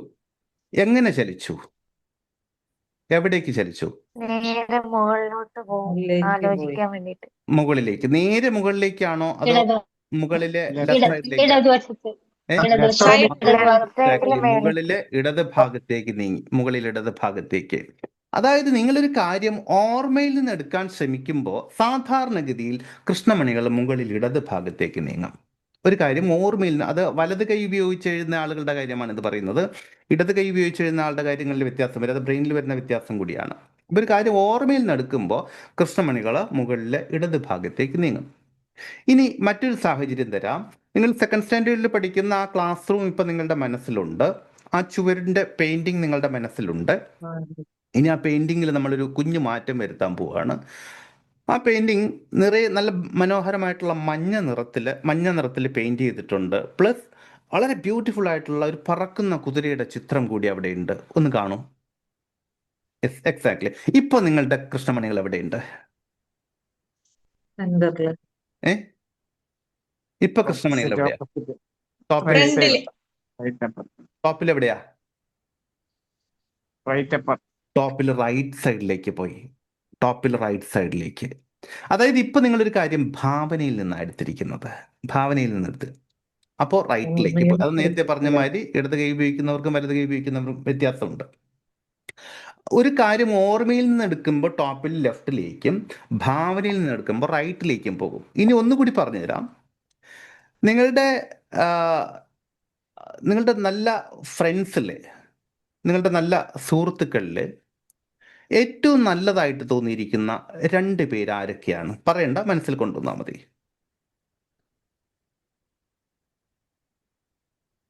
Okay, wait. ഇനി ഞാൻ ചോദിക്കട്ടെ, ഇപ്പൊ നിങ്ങളുടെ കൃഷ്ണമണികൾക്ക് എന്ത് പറ്റിയെന്ന് ശ്രദ്ധിച്ചോ? ഈ- എനിക്ക് കാണാം നിങ്ങളുടെ പലരുടെയും കൃഷ്ണമണികൾ ഇങ്ങനെ വട്ടം കറങ്ങി. കാരണം അതെ ഒരു കൺഫ്യൂഷൻ വന്നു, ഒരു ആശയക്കുഴപ്പം വന്നു. ശരിക്കും എൻ്റെ ഏറ്റവും നല്ല 2 സുഹൃത്തുക്കൾ ആരൊക്കെയാണ്? മനസ്സിലായോ? അതെ അപ്പോ കൺഫ്യൂഷൻ വന്ന സമയത്ത് കൃഷ്ണമണികൾ വട്ടം കറങ്ങി. ഇത് വളരെ സാമാന്യമായിട്ടുള്ള, വളരെ ലളിതമായിട്ടുള്ള കാര്യങ്ങളാണ്. പക്ഷെ മറ്റൊരു കാര്യം കൂടിയുണ്ട്. ഞാൻ ഇതൊക്കെ പറയുമ്പോഴും ഓർമ്മയിൽ നിന്ന് എടുക്കുമ്പോൾ മുകളിൽ ലെഫ്റ്റിലേക്ക്, പിന്നെ റൈറ്റിലേക്ക്, പിന്നെ വട്ടം കറങ്ങി കൃഷ്ണമണിക്ക് എന്താ പറയാ? എന്താണ് എന്നൊക്കെ പറയുന്ന സമയത്തും നിങ്ങളുടെ എല്ലാവരുടെയും കൃഷ്ണമണികൾ ഒരേ വിധത്തിലല്ല, ഒരേ തീവ്രതയിലല്ല ചലിച്ചിരിക്കുന്നത്.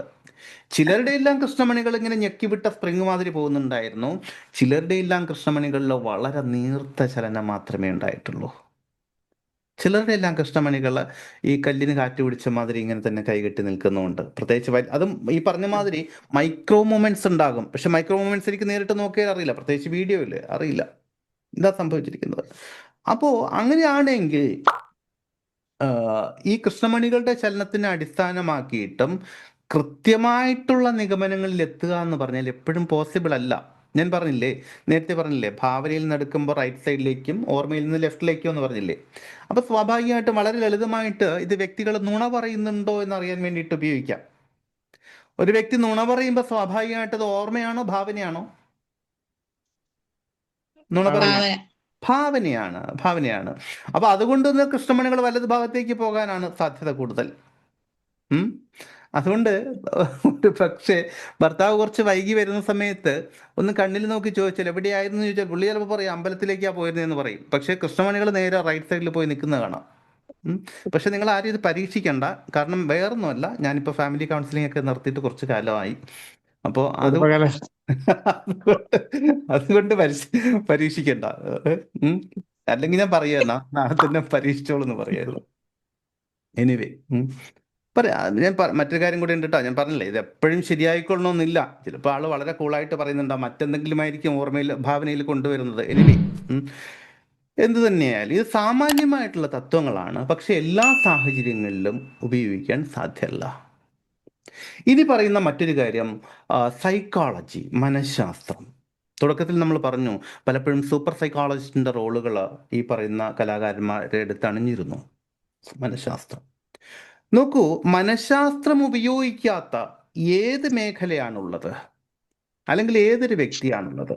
നിങ്ങളുടെ 3 വയസ്സായ കുട്ടി, 2-3 വയസ്സായ കുട്ടി മനഃശാസ്ത്രം ഉപയോഗിക്കുന്നില്ലേ? അവൻ അച്ഛനോട് അല്ലെങ്കിൽ അമ്മയോട് ഒരു മിഠായി വാങ്ങി തരാൻ പറയുമ്പോൾ അമ്മ ഒരു മിഠായി വാങ്ങി തരുമെന്ന് അവൻ ഡയറക്റ്റ് പറയുകയാണോ ചെയ്യുന്നത്? ശ്രദ്ധിച്ചിട്ടുണ്ടോ കുട്ടികളെ? കുട്ടികൾ എന്താ ചെയ്യുന്നത്? ഡയറക്റ്റ് മിഠായി വാങ്ങി തരുകയാണ് ചെയ്യുന്നത്? ഇല്ല, അത് അറിയില്ല. ആദ്യം ആലോചിച്ച് എന്ത് പറയും എന്നൊക്കെയുള്ള ഞങ്ങളെ മനോഭാവമൊക്കെ കണ്ടിട്ടേ പറയത്തുള്ളൂ. Good, very good. അപ്പൊ അവൻ കൃത്യമായിട്ട് ഒബ്സർവ് ചെയ്യുന്നുണ്ട്. പിന്നെ ഇനിയുമുണ്ട്. അടുത്ത് പിടിച്ച് പറ്റിച്ചേർന്ന് നിൽക്കും. അടുത്ത് പിടിച്ച് പറ്റിച്ചേർന്ന് നിൽക്കും. പിന്നെ ഇനിയുമുണ്ട്. സ്നേഹപ്രകടനമായിരിക്കും എപ്പോഴും. Very good. സ്നേഹപ്രകടനം. ചിലപ്പോ ഒരു ഉമ്മയൊക്കെ തന്നിട്ടായിരിക്കും പറയാം, ഒരു ഉമ്മയൊക്കെ തന്നിട്ട് അമ്മ ഒരു മുട്ടായി വാങ്ങിത്ത അമ്മ എന്ന് പറയും. ശരിയല്ലേ? നല്ല അവർ എത്ര നല്ല അനുസരണശീലം കഠിനതരാണെങ്കിലും കാണിക്കും. നിങ്ങൾ വന്ന് ഘോരഘോരം ക്ലാസ്സുകളൊക്കെ എടുക്കും. കുട്ടികൾക്ക് മിഠായി കൊടുക്കരുത്, അവരുടെ ഹെൽത്തിന് പ്രശ്നമാണ്, അവരുടെ പല്ലിന് പ്രശ്നമാണ്, അതിൽ മായം ചേർക്കുന്നുണ്ട്, അതിൽ കളർ ചേർക്കുന്നുണ്ട്, ഇതൊക്കെ ഘോരഘോരം ക്ലാസ്സുകളൊക്കെ എടുക്കും. എടുത്തിട്ട് നേരെ വീട്ടിൽ ചെല്ലുമ്പോഴായിരിക്കും, കുട്ടിയെ വിളിച്ച് ഷോപ്പിങ്ങിന് പോകുമ്പോഴായിരിക്കും അവൻ്റെ ഉമ്മ എന്നിട്ട് പറഞ്ഞാൽ അമ്മ ഒരു മിഠായി വാങ്ങി തന്നു. അപ്പൊ നിങ്ങളുടെ നോളജ് എവിടെ പോയി? കുട്ടിക്ക് വാങ്ങിക്കൊടുക്കും. അപ്പൊ നേരം പറയില്ല, നോ പറയില്ല, നോ പറയില്ല. ശരിയല്ലേ ഞാൻ ഈ പറയുന്നത്? സത്യം. അപ്പൊ ഈ അതെ. പറയുന്ന 2.5 വയസ്സുള്ള കുട്ടിയും സൈക്കോളജി ഉപയോഗിക്കുന്നുണ്ട്. ഒന്ന്, ഇനി നിങ്ങളുടെ വീട്ടിൽ മത്സ്യം വിൽക്കാൻ വരുന്നയാള് നിങ്ങൾ പറയുകയാണ്, അയ്യോ ഇതെന്തൊരു വിലയാണ് മത്സ്യത്തിന് എന്ന് പറഞ്ഞാൽ ഉടനെ അദ്ദേഹം പറയും, അതെ മാഡം, കടലിൽ ഭയങ്കര കാറ്റും കോളും ഒക്കെയാണ്, അപ്പോൾ അതുകൊണ്ട് മറ്റേ വലിയ തോണികളൊന്നും ബോട്ടൊന്നും പോകുന്നില്ല, ചെറിയ തോണിക്കാർ അല്ലെങ്കിൽ ചൂണ്ട ഇട്ട് പിടിച്ചിട്ടുണ്ട് വരുന്നതാണ്, അതുകൊണ്ടാണ് ഇത്രയും വില എന്ന് പറയും. നിങ്ങൾ പിന്നെ തർക്കിക്കാൻ നിൽക്കുമോ? ഇല്ല. തർക്കിക്കാൻ ഇല്ല. നിൽക്കില്ല. ഗൂഗിൾ പേ ചെയ്യുന്ന ഫോൺ നിങ്ങളുടെ കയ്യിലുണ്ട്, അതിൽ നിങ്ങളൊന്ന് വെരിഫൈ ചെയ്യാൻ നിൽക്കുമോ ശരിക്കും കടലിൽ ഈ പറയുന്ന സംഗതി ഉണ്ടോന്ന്? Nothing. ഇല്ല. ഇത് ഈ പറയുന്ന ഇദ്ദേഹം എവിടുന്നാ സൈക്കോളജി പഠിച്ചത്? എന്ത് PhD അദ്ദേഹത്തിനുള്ളത്? പക്ഷെ അദ്ദേഹം എത്ര ബ്യൂട്ടിഫുൾ ആയിട്ടാണ് ഉപയോഗിക്കുന്നത്, എത്ര മനോഹരമായിട്ടാണ് ഉപയോഗിക്കുന്നത് ആ സാധ്യതകളെ. അപ്പൊ എല്ലാ മേഖലകളിലും സൈക്കോളജി ഉപയോഗിക്കുന്നുണ്ട്. അത് ആധികാരികമായിട്ട് പഠിച്ചിട്ടല്ല, നമുക്ക് അറിയാം കോമൺ ആയിട്ട്. അത്രേ ഈ കലാകാരന്മാർ ഉപയോഗിക്കുന്നുള്ളൂ. അവിടെ തീർച്ചയായിട്ടും ഉപയോഗിക്കും. സ്റ്റേജിന് മുന്നിൽ ഇങ്ങനെ മസിൽ പിടിച്ച് ഇരിക്കുന്ന ആളുകൾ ഉണ്ടാകും, അവരെ ഒരു പെർഫോമൻസിന് കൂടെ നിൽക്കാൻ വേണ്ടിയിട്ട് വിളിക്കില്ല. അത് അവർ നിങ്ങളെ കലാകാരന്മാർ ആസ്വദിച്ചിരിക്കുന്ന, ക്ലാപ്പ് ചെയ്യുന്ന, ചിരിക്കുന്ന ആളുകളെയൊക്കെ ആയിരിക്കും വിളിക്കുന്നത്. മനസ്സിലായി? ഈ മസിൽ പിടിച്ചിരിക്കുന്നവരെയും ചില സാഹചര്യങ്ങളിൽ വിളിക്കും, അത് അവരെ തന്നെ വേണം, അതുകൊണ്ടാണ് വിളിക്കുന്നത്. അപ്പൊ അങ്ങനെയുള്ള സാമാന്യമായിട്ടുള്ള മനഃശാസ്ത്ര സമീപന രീതികൾക്ക് അപ്പുറം ഉപയോഗിക്കുന്നില്ല. ഇനി മറ്റൊന്ന് അവർ പറയാറുണ്ട്, ഹിപ്നോസിസ് ഉപയോഗിക്കുന്നുണ്ട്. നത്തിങ്. മജോറിറ്റിയിലും ഹിപ്നോസിസ് ഉപയോഗിക്കുന്നില്ല. ഹിപ്നോസിസ് ഉപയോഗിക്കുന്നുണ്ട് എന്ന് നിങ്ങളെ തെറ്റിദ്ധരിപ്പിക്കുക മാത്രമാണ് ചെയ്യുന്നത്. അതും നേരത്തെ പറഞ്ഞ പോലെ ചില ടെക്നിക്കുകളും ട്രിക്കുകളും എക്യുപ്മെന്റുകളൊക്കെ ഉപയോഗിച്ചിട്ട് തെറ്റിദ്ധരിപ്പിക്കുക മാത്രമാണ് ചെയ്യുന്നത്. റിയൽ ഹിപ്നോസിസ് പലയിടങ്ങളിലും സംഭവിക്കുന്നില്ല. നിങ്ങൾ കണ്ടിരിക്കുന്ന പല സൂപ്പർ റിയാലിറ്റി ഷോകളിൽ പോലും ഞാൻ ആളുകളുടെ പേരും ഷോകളുടെ പേരും ഒന്നും പറയുന്നില്ല, സൂപ്പർ റിയാലിറ്റി ഷോകളിൽ സൂപ്പർ ആയിട്ടുള്ള മെന്റലിസ്റ്റുകൾ പോലും ചെയ്തിരിക്കുന്നത് ഈ വിധത്തിലുള്ള ഗിമിക്കുകൾ ഉപയോഗിച്ചിട്ട് മാത്രമാണ്. അതും റിയൽ അല്ല. മനസ്സിലാവുന്നുണ്ടോ? പിന്നെ ഇനി പറയുന്ന ഘടകങ്ങൾ ശ്രദ്ധിക്കൂ. അപ്പൊ ഇതൊന്നുമല്ല എങ്കിൽ, ഇതിനെല്ലാം നമ്മൾ മാറ്റി നിർത്തിയാൽ പിന്നെ എന്താണ് ഇവിടെ ഉപയോഗിക്കുന്നത്? എന്തുപയോഗിച്ചിട്ടാണ് പെർഫോം ചെയ്യുന്നത്? ഒന്ന്, മാജിക് വളരെ കൃത്യമായിട്ട് ഉപയോഗിക്കുന്നുണ്ട്. വളരെ കൃത്യമായിട്ട് ചില മാജിക് ടെക്നിക്കുകൾ ഉപയോഗിക്കുന്നുണ്ട്. എന്തൊക്കെയാണെന്നുള്ളത് നമുക്ക് പിന്നാലെ വരാം. അതുപോലെ തന്നെ ചില സാഹചര്യങ്ങളിൽ എക്യുപ്മെന്റുകൾ ഉപയോഗിക്കുന്നുണ്ട്, ചില ഉപകരണങ്ങൾ ഉപയോഗിക്കുന്നുണ്ട്. അതുപോലെ ചില സാഹചര്യങ്ങളിൽ കെമിക്കൽസ് ഉപയോഗിക്കുന്നുണ്ട്. അതുപോലെ തന്നെ ചില സാഹചര്യങ്ങളിൽ ടീം മെമ്പേഴ്സിനെ ഉപയോഗിക്കുന്നുണ്ട്. ടീം മെമ്പേഴ്സിനെ നിങ്ങൾ കണ്ടിട്ടുണ്ടാവില്ല. ഈ പറയുന്ന മജീഷ്യനോടൊപ്പമുള്ള ടീം മെമ്പേഴ്സിനെ നിങ്ങൾ കണ്ടിട്ടുണ്ടാകും, പക്ഷെ മെന്റലിസ്റ്റിനോടൊപ്പമുള്ള ടീം മെമ്പേഴ്സിനെ നിങ്ങൾ കണ്ടിട്ടുണ്ടാവില്ല. കാരണം മജീഷ്യനോടൊപ്പമുള്ള ടീം മെമ്പേഴ്സിൽ മെജോറിറ്റിയും അദ്ദേഹത്തോടൊപ്പം ഇങ്ങനെ അസിസ്റ്റ് ചെയ്യുന്നുണ്ടാകും. പക്ഷേ മെന്റലിസ്റ്റ് പലപ്പോഴും തനിച്ചിങ്ങനെ ഇരുന്ന് പ്രോഗ്രാം ചെയ്യുന്നതായിരിക്കും നിങ്ങൾ കാണുന്നത്. എന്നാൽ അദ്ദേഹത്തെ അസിസ്റ്റ് ചെയ്യാൻ വേണ്ടിയിട്ടുള്ള ചില ആളുകളുണ്ട്, അദ്ദേഹത്തിൻ്റെ ചില സഹായികളുണ്ട്. പലപ്പോഴും അവർ വേദിയിലായിരിക്കില്ല, മറിച്ച് പകരം നിങ്ങളോടൊപ്പം സ്റ്റേജിൽ ഓഡിയൻസിനോടൊപ്പമായിരിക്കും അവരുടെയും സ്ഥാനം. ചില കാര്യങ്ങളിൽ, എല്ലാത്തിനുമല്ല, ചില കാര്യങ്ങളിൽ അവരെയും ഉപയോഗിക്കാറുണ്ട് ടീം മെമ്പേഴ്സ്. ഞാൻ ഒരു സംഗതി പറഞ്ഞുതരാം. മുമ്പ് വാഴക്കുന്നം നമ്പൂതിരിപ്പാട് എന്ന് പറഞ്ഞിട്ട് വളരെ പ്രഗത്ഭനായിട്ടുള്ള ഒരു മജീഷ്യൻ ഉണ്ടായിരുന്നു. ചിലരെങ്കിലും കേട്ടിട്ടുണ്ടാകും വാഴക്കുന്നം നമ്പൂതിരിപ്പാട്. അദ്ദേഹത്തിന്റെ വളരെ പ്രശസ്തമായിട്ടുള്ള ഒരു കഥയുണ്ട്. അദ്ദേഹം ഒരിക്കൽ ട്രെയിനിൽ യാത്ര ചെയ്ത് വരുന്ന സമയത്ത് ടിക്കറ്റ് പരിശോധിക്കാൻ വേണ്ടി TTR വന്നു. TTR വന്നിട്ട് ഇദ്ദേഹത്തോട് ടിക്കറ്റ് ആവശ്യപ്പെട്ടു. ഇദ്ദേഹം പോക്കറ്റിൽ നോക്കിയപ്പോൾ ടിക്കറ്റ് കാണുന്നില്ല. അദ്ദേഹത്തിന്റെ ടിക്കറ്റ് എപ്പോഴും നഷ്ടപ്പെട്ടു പോയിരിക്കണം. അപ്പോൾ TTR അദ്ദേഹത്തെ വഴക്ക് പറയാൻ തുടങ്ങി. അപ്പോൾ വഴക്ക് നമ്പൂതിരിപ്പാട് പറഞ്ഞു, നിങ്ങളൊരു കാര്യം ചെയ്യൂ, മറ്റെല്ലാവരോടും ടിക്കറ്റ് പരിശോധിച്ചിട്ട് വരൂ, ആ സമയത്ത് ഞാൻ എൻ്റെ ടിക്കറ്റ് കാണിക്കാം എന്ന് TTRനോട് പറഞ്ഞു. TTR ശരി പറഞ്ഞിട്ട് തൊട്ടടുത്തിരുന്ന ആളുടെ ടിക്കറ്റ് പരിശോധിക്കാൻ നോക്കിയപ്പോൾ അയാളുടെ ടിക്കറ്റും കാണുന്നില്ല, അപ്പുറത്തെ ആളുടെ ടിക്കറ്റും കാണുന്നില്ല. ശരിക്കും പറഞ്ഞാൽ ആ കമ്പാർട്ട്മെൻറ്റിലുള്ള ഒരാളുടെ ടിക്കറ്റും കാണുന്നില്ല, എല്ലാവരുടെയും ടിക്കറ്റ് അപ്രത്യക്ഷമായിരിക്കുന്നു. അപ്പോൾ വഴക്കുന്ന് നമ്പൂതിരിപ്പാടിനെ നോക്കി. വഴക്കുന്ന് നമ്പൂതിരിപ്പാട് ഈ TTRന്റെ തന്നെ പോക്കറ്റിൽ കൈയിട്ടിട്ട് ഈ ടിക്കറ്റുകളെല്ലാം ഇങ്ങനെ എടുത്തു കൊടുത്തു എന്നാണ് കഥ. അത്ഭുതകരമായിട്ട്. അപ്പോൾ അദ്ദേഹത്തിന്റെ ടിക്കറ്റ് എങ്ങനെയോ നഷ്ടപ്പെട്ടു. സോ അദ്ദേഹം മറ്റുള്ളവരുടെ എല്ലാവരുടെയും ടിക്കറ്റുകൾ അപ്രത്യക്ഷമാക്കി. ഇതാണ് കഥ. കഥയല്ല, സംഭവമാണിത്. ശരിക്കുള്ള സംഭവമായിട്ടാണ് പറയുന്നത്. എന്നാൽ ഇതിന്റെ യാഥാർത്ഥ്യം എന്താന്ന് പറഞ്ഞാൽ, വാസ്തവത്തിൽ വാഴക്കുന്ന് നമ്പൂതിരിപ്പാടും അദ്ദേഹത്തിന്റെ ടീം മെമ്പേഴ്സുമായിട്ട് എവിടെയോ ഒരു ഷോ കഴിഞ്ഞിട്ട് മടക്കയാത്രയില്ല. അപ്പോൾ ഈ ബോഗിയിലുള്ള ഈ കമ്പാർട്ട്മെന്റിലുള്ള ആളുകളൊക്കെ അല്ലെങ്കിൽ ആളുകളിൽ ഭൂരിഭാഗവും ഇദ്ദേഹത്തിന്റെ ടീം മെമ്പേഴ്സാണ്. അവരെല്ലാവരും കൂടി ചെയ്ത വളരെ മനോഹരമായിട്ടുള്ള ഒരു പെർഫോമൻസ്. അത്രയേ ഉള്ളൂ. മനസ്സിലാവുന്നുണ്ടോ? അപ്പോൾ ടീം മെമ്പേഴ്സിനെ വെച്ചിട്ട് പല വിധത്തിലും അത്ഭുതങ്ങൾ സൃഷ്ടിക്കാൻ സാധിക്കും. പിന്നെ ഏറ്റവും ആണിക്കല്ലായിട്ടുള്ള സംഗതി പെർഫോമൻസ്, അവതരണം. ഇതിന് വളരെയധികം പ്രാധാന്യമുണ്ട്. അവതരണം വളരെയധികം പ്രാധാന്യമുണ്ട്. സാധാരണ ഒരു കാര്യം ഒരു ശരാശരി വ്യക്തി അവതരിപ്പിക്കുന്നതും ശരിയായിട്ടുള്ള ഒരു കലാകാരൻ അവതരിപ്പിക്കുന്നതും തമ്മിലുള്ള വ്യത്യാസം ഇതാണ്. വളരെ ഭംഗിയായിട്ട് പ്രേക്ഷകരുടെ മനസ്സിനെ കീഴടക്കുന്ന വിധത്തിൽ അവതരിപ്പിക്കാൻ തീർച്ചയായിട്ടും സാധിക്കും. അപ്പോൾ ഇനി പെർഫോമൻസ് വൈസിൽ നോക്കിയിട്ടുണ്ടെങ്കിൽ നമ്മുടെയൊക്കെ ഉള്ളിൽ കലാകാരന്മാരും കലാകാരിമാരും ഒക്കെ ഉറങ്ങിക്കിടക്കുന്നുണ്ട്, നിങ്ങൾക്കറിയാം. അപ്പോൾ അതിനെ ഒന്ന് പൊടിതട്ടി എടുത്താൽ തീർച്ചയായിട്ടും നിങ്ങൾക്ക് ഈ വിദ്യ ഉപയോഗിച്ച് അല്ലെങ്കിൽ ഈ കല ഉപയോഗിച്ചിട്ട് വ്യക്തികളെ രസിപ്പിക്കാൻ സാധിക്കും. വളരെ മനോഹരമായിട്ട് രസിപ്പിക്കാൻ സാധിക്കും. അപ്പോൾ ഈ പറയുന്ന കുറച്ച് മാജിക് അറിയാമെങ്കിൽ, കുറച്ച് ടെക്നിക്സ് ആൻഡ് ട്രിക്സ് അറിയാമെങ്കിൽ, ചില സാഹചര്യങ്ങളിൽ ചില ഉപകരണങ്ങൾ ഉപയോഗിച്ച്, ചില സാഹചര്യങ്ങളിൽ കെമിക്കൽസ് ഉപയോഗിക്കാം, അതുപോലെ കുറച്ച് പെർഫോം ചെയ്യാനുള്ള കഴിവ് കൂടി ഉണ്ടെങ്കിൽ നിങ്ങൾക്ക് ആർക്ക് വേണമെങ്കിലും ഈ അത്ഭുതകരമായിട്ടുള്ള അല്ലെങ്കിൽ രസകരമായിട്ട്, അത്ഭുതം എന്നുള്ള വാക്ക് ഞാൻ ഉപയോഗിക്കുന്നില്ല, രസകരമായിട്ടുള്ള ഈ കല അഭ്യസിക്കാൻ സാധിക്കും. അതിലപ്പുറം ഈ പറയുന്ന യാതൊരു വിധത്തിലുള്ള അമാനുഷികതയോ അതീന്ദ്രിയതയോ ഒന്നും ഇതിൽ ഒരല്പം പോലുമില്ല. ഇതുവരെ പറഞ്ഞ കാര്യങ്ങളിൽ എന്തെങ്കിലും സംശയങ്ങളോ ആശയക്കുഴപ്പങ്ങളോ ഉണ്ടെങ്കിൽ ചോദിക്കാം. എന്നിട്ട് നമുക്ക് സെക്കൻഡ് പാർട്ടിലേക്ക് പോകാം. ചില കാര്യങ്ങൾ ഞാൻ പഠിപ്പിച്ചു തരാം നിങ്ങൾക്ക്. അത് രണ്ടാമത്തെ പാർട്ടിൽ, അടുത്ത പാർട്ട് ഇപ്പോൾ ഇത് കഴിഞ്ഞതിന് ശേഷം പറഞ്ഞുതരാം. ഇതുവരെയുള്ള കാര്യങ്ങളിൽ എന്തെങ്കിലും സംശയങ്ങളുണ്ടെങ്കിൽ ചോദിക്കൂ.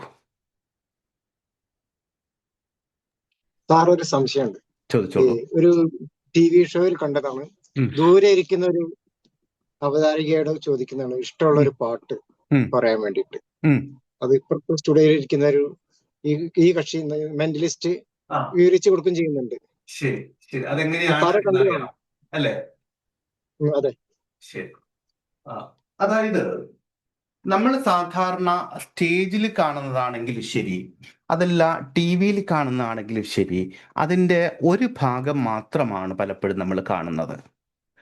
അതിൻ്റെ നമ്മൾ കാണാത്ത അല്ലെങ്കിൽ നമ്മളെ കാണിക്കാത്ത മറ്റൊരു ഭാഗമുണ്ട്. അവിടെയാണ് അതിൻ്റെ ട്രിക്ക് കിടക്കുന്നത്.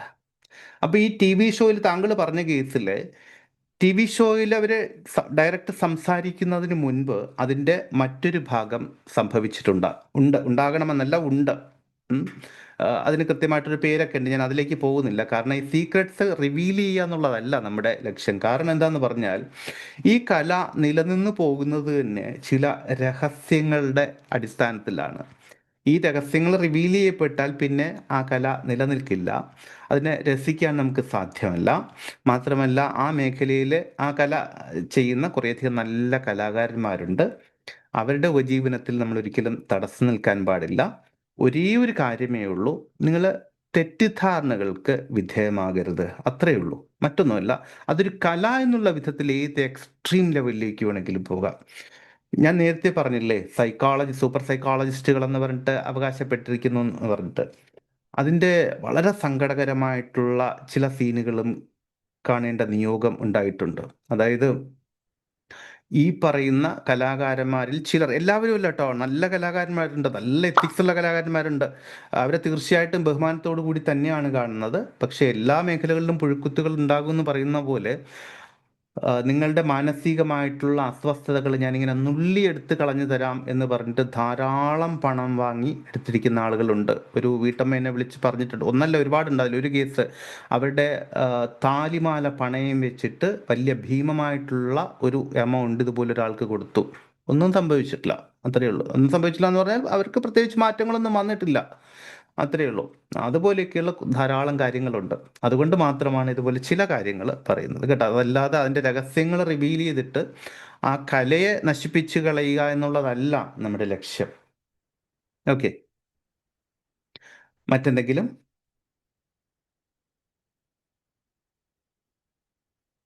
കൂടുതൽ എന്തെങ്കിലും അറിയേണ്ടതുണ്ടോ? സാറേ, മെന്റലിസ്റ്റുകളാണോ അത് ചെയ്യുന്നത്? ജ്യോത്സ്യന്മാരല്ലേ ശരിക്കും അങ്ങനെ ചെയ്യുന്നത്? എങ്ങനെ ചെയ്യുന്നതാ? മെന്റലി ഇതുപോലെയുള്ള ഈ ഓരോ വീട്ടമ്മമാരുടെ ഇത് ഇപ്പൊ സാർ പറഞ്ഞില്ലേ, അവരും അതൊക്കെ ചെയ്യുന്നുണ്ട്, ചെന്ന് കേടുന്നത് അവരും ചെയ്യുന്നുണ്ട്. മെന്റലിസ്റ്റ്. യെസ്, അവരും ചെയ്യുന്നുണ്ട്. എന്റെ മോനൊരു ചെറിയ മെന്റലിസ്റ്റ്, അതാ ശരി, ചോദിച്ചത്. ആവട്ടെ, ആവട്ടെ, നല്ലത്. അതുകൊണ്ട് ഓക്കെ ഓക്കെ. Thank you. മറ്റെന്തെങ്കിലും അറിയേണ്ടതുണ്ടോ? നമസ്തേ, പറയൂ. സാർ, ഇത് ആർക്കും പഠിച്ചെടുക്കാൻ പറ്റുന്നതാണോ, അതോ നമുക്ക് പ്രത്യേകിച്ച് ഒന്നുമില്ല, വല്ല ആർക്കും പഠിച്ചില്ല. സ്കില്ല്? ഞാൻ 2-3 സംഗതികൾ കാണിച്ചു തരാം, എന്നിട്ട് നിങ്ങൾ തന്നെ തീരുമാനിക്കൂ ആർക്കും പഠിച്ചെടുക്കാൻ പറ്റുന്നതാണോ അല്ലയോ എന്ന്. ഈ പ്രോഗ്രാം കഴിയുമ്പോൾ എന്നോട് ഞാനിത് അങ്ങോട്ട് ചോദിക്കും, അപ്പം മറുപടി പറയണം കേട്ടോ. താങ്കൾ ചോദിച്ച ഇതേ ചോദ്യം ഞാൻ അങ്ങോട്ട് ചോദിക്കും. സാർ, ആ, ഞാൻ ഇത് എന്താണ്? മെന്റലിസം പഠിക്കാൻ വേണ്ടിയിട്ട് ആ 3000 രൂപ കൊടുത്ത് ഇതിൽ ജോയിൻ ആയി. ആ എന്നിട്ട് എനിക്കിതൊന്നും മനസ്സിലായിട്ടില്ല. ഒരു വർഷം കൊണ്ടെല്ലാം പഠിപ്പിച്ചു തരുമെന്ന് പറഞ്ഞു. ശരി, നമുക്ക് നോക്കാം. മറ്റെന്തെങ്കിലും സാർ, അറിയാനുണ്ടോ? ഫേസ് സാർ, റീഡിംഗ് എന്ന് പറയുന്നത് മെന്റലിസത്തിൽ പെട്ടത് തന്നെയാണോ? ഫേസ് റീഡിങ് അവകാശപ്പെടുന്നുണ്ട്, അതിന്റെ കാര്യമാണ് ഞാൻ പറയാം. ഫേസ് റീഡിങ്ങിനാണ് മൈക്രോ എക്സ്പ്രഷൻ എന്ന് പറഞ്ഞത്, മനസ്സിലായോ? പക്ഷെ അതിന്റെ സാധ്യതകളും പരിമിതികളും പറഞ്ഞു. ക്ലിയർ? നമുക്ക് ഒരു കാര്യം ഫേസ് ചെയ്യാം. റീഡിംഗ് ഒരു പ്രാവശ്യം എനിക്ക് അനുഭവം ഉണ്ടായിട്ടുണ്ട്. ഉം, എനിക്ക് ഞാനായിട്ട് യാതൊരു കണക്ഷനും ഇല്ലാത്ത ഒരു സ്ത്രീയായിരുന്നു. ഉം, ഞാൻ വർക്ക് ചെയ്യുന്ന ഹോസ്പിറ്റലിൽ ഒരു അറബി, ഉം, അത് സൗദിയിൽ നിന്ന് വന്ന ഒരു സ്ത്രീയായിരുന്നു. ഉം. ഞാൻ അവരെ സത്യം പറഞ്ഞ അവരെ ഞാൻ ശ്രദ്ധിച്ചിട്ട് കൂടി ഉണ്ടായിരുന്നില്ല. ഞാൻ എന്റെ വർക്കുമായിട്ട് നിൽക്കുന്ന ആളായിരുന്നു.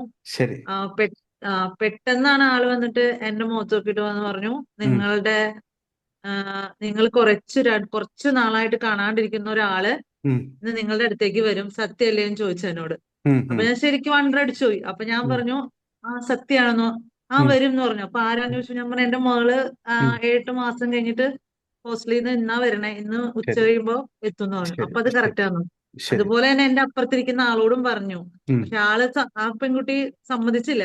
ആ പെൺകുട്ടിയുടെ ഫാമിലിയുടെ ഒരു ഇഷ്യൂ ആണ് ആള് പറഞ്ഞത്. പക്ഷെ ആ കുട്ടി പറഞ്ഞു, ഇല്ല, അങ്ങനെ ഒരു സംഭവം ഉണ്ടായിട്ടില്ല എന്ന് പറഞ്ഞു.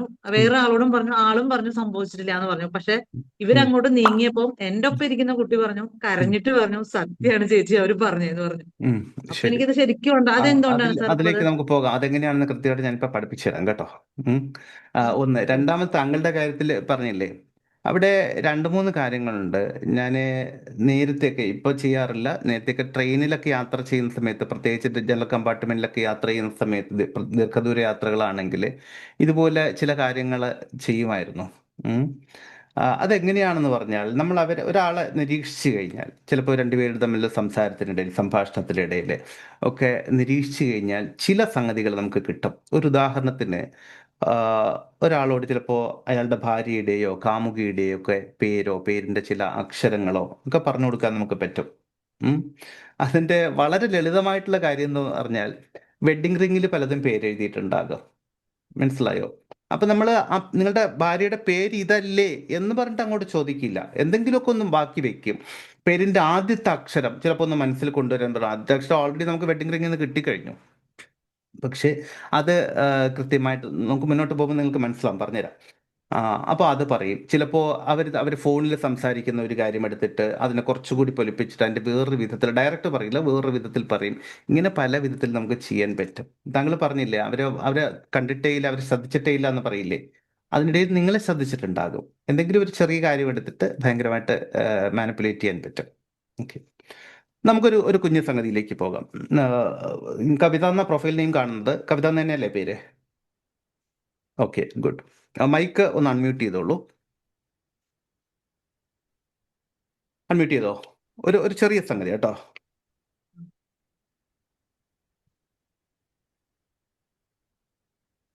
എൻ്റെ കയ്യിൽ 2 സെറ്റ് കാർഡ്സ് ഉണ്ട്, കാണാമല്ലോ അല്ലേ?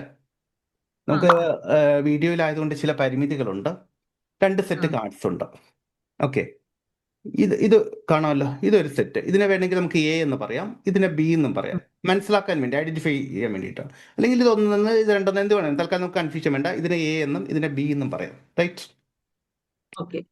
ഇതില് ഏതെങ്കിലും ഒരു ഡക്ക് ഇതോ ഒന്ന് മനസ്സിൽ പിക്ക് ചെയ്യുക. ഇപ്പൊ സപ്പോസ് ഞാൻ പറയുകയാണ് ഇതിൽ ഒരെണ്ണം എടുത്തോളൂ എന്ന് പറഞ്ഞാൽ ഒന്നുകിൽ ഇതെടുക്കാം അല്ലെങ്കിൽ ഇതെടുക്കാം. അത് ഏതെടുക്കും എന്നുള്ളത് ഇപ്പൊ മനസ്സിൽ മാത്രം കൊണ്ടുവരാം, പറയണ്ട.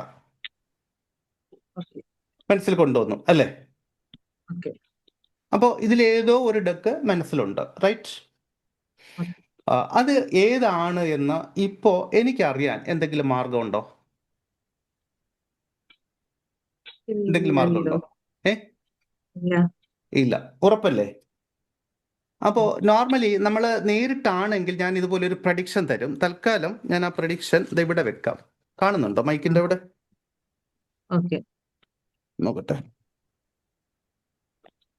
അവിടെ ഇരിക്കട്ടെ. അവിടെ കാണുന്നുണ്ടല്ലോ അല്ലേ? ആ പ്രഡിക്ഷൻ ഇവിടെ ഇരിക്കുന്നുണ്ട്. അത് നമ്മൾ ആരും തൊടുന്നില്ല, അത് മാറ്റുന്നുമില്ല. അത് മാറ്റിയാൽ നിങ്ങൾ കാണുന്നുണ്ടല്ലോ? എല്ലാവരും കാണുന്നുണ്ടല്ലോ? ഒന്ന് പറയും, എല്ലാവരും കാണുന്നുണ്ടോ ഞാൻ പ്രഡിക്ഷൻ വെച്ചത്? എന്തോ എല്ലാവരും കാണുന്നുണ്ട്. Thank you. ശരി, ഓക്കെ. മറ്റുള്ളവരെല്ലാവരും മൈക്ക് മ്യൂട്ട് ചെയ്യൂ. അപ്പോ കവിത, ഇപ്പൊ ഏതോ ഒരെണ്ണം മനസ്സിലുണ്ട്, ഞാൻ അവിടെ പ്രഡിക്ഷൻ വെച്ചിട്ടുണ്ട് അല്ലേ? ബട്ട് ഞാൻ ഒന്നുകൂടി ചോദിക്കുകയാണ്, ഇപ്പൊ മനസ്സിലുള്ളത് അത് ചേഞ്ച് ചെയ്യണം എന്ന് തോന്നുന്നുണ്ടോ? വേണമെങ്കിൽ ചേഞ്ച് ചെയ്യാം, വേണമെങ്കിൽ മാത്രം. ഞാൻ ഓൾറെഡി പ്രഡിക്ഷൻ ഞാൻ മാറ്റില്ല. ചേഞ്ച് ചെയ്യണ്ട, ഉറപ്പിച്ചു അല്ലേ? ഒരു പക്ഷേ കവിത ഇപ്പോ അത് ചേഞ്ച് ചെയ്ത് കഴിഞ്ഞാൽ, മനസ്സിലുള്ള ആ ഒരു സംഗതി ഞാൻ പ്രഡിക്ഷൻ വെച്ച് കഴിഞ്ഞാൽ പ്രഡിക്ഷൻ ഞാൻ മാറ്റില്ല, ചേഞ്ച് ചെയ്ത് കഴിഞ്ഞാൽ ചിലപ്പോൾ തെറ്റുമായിരിക്കും, ചിലപ്പോൾ മാറ്റുമ്പോഴായിരിക്കും ശരിയാവുക, റൈറ്റ്? ഇനി ഞാനൊന്ന് ചോദിക്കട്ടെ, മാറ്റണ്ടല്ലോ, എന്തായാലും ചേഞ്ച് ചെയ്യണ്ടല്ലോ? വേണ്ട. ശരി, ഓക്കെ. ഇനി ഞാനൊന്ന് ചോദിക്കട്ടെ, ഇതിലേതാണ് എടുക്കാൻ ആഗ്രഹിക്കുന്നത്? പറയാം. ഞാൻ മനസ്സിൽ വിചാരിച്ചത് പറയാം. ഇതാണോ? ഇതാണോ? ഇത് കാരണം എനിക്ക് ക്യാമറയിൽ തിരിച്ചിട്ട് കാണുന്നത് കൊണ്ടേ അത്ര പെട്ടെന്ന് ഇത് തന്നെയാണ്. ഓക്കെ, ഞാൻ അവിടെ പ്രഡിക്ഷൻ വെച്ചിട്ടുണ്ടെന്ന് പറഞ്ഞല്ലോ. കവിത ഇത് തന്നെ എടുക്കും എന്ന് എനിക്ക് നേരത്തെ അറിയാൻ ഒരു മാർഗവും ഇല്ലല്ലോ. ഇല്ല.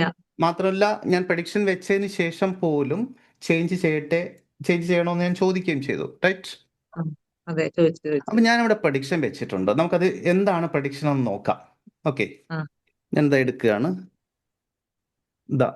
ഈ കാർഡിന്റെ ഒരു ഭാഗം ഇതാണ്, കണ്ടല്ലോ? മറ്റേ ഭാഗം നമുക്ക് നോക്കാം. വായിക്കൂ.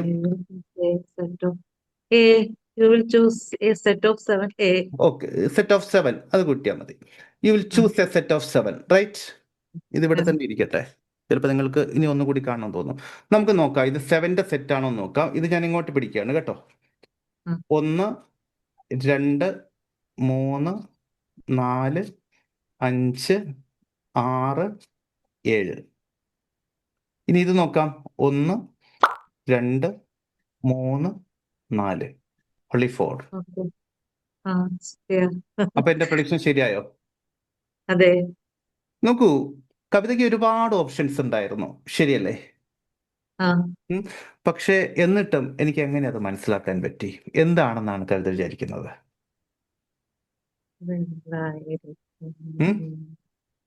ഈ കാർഡിന് പ്രത്യേകത, നമ്മളിപ്പോ ഡയറക്റ്റ് ചെയ്യുന്നതാണെങ്കിൽ ഈ കാർഡ് നിങ്ങളുടെ കയ്യിൽ തന്നെ തരും കേട്ടോ. ആദ്യം തന്നെ തരും.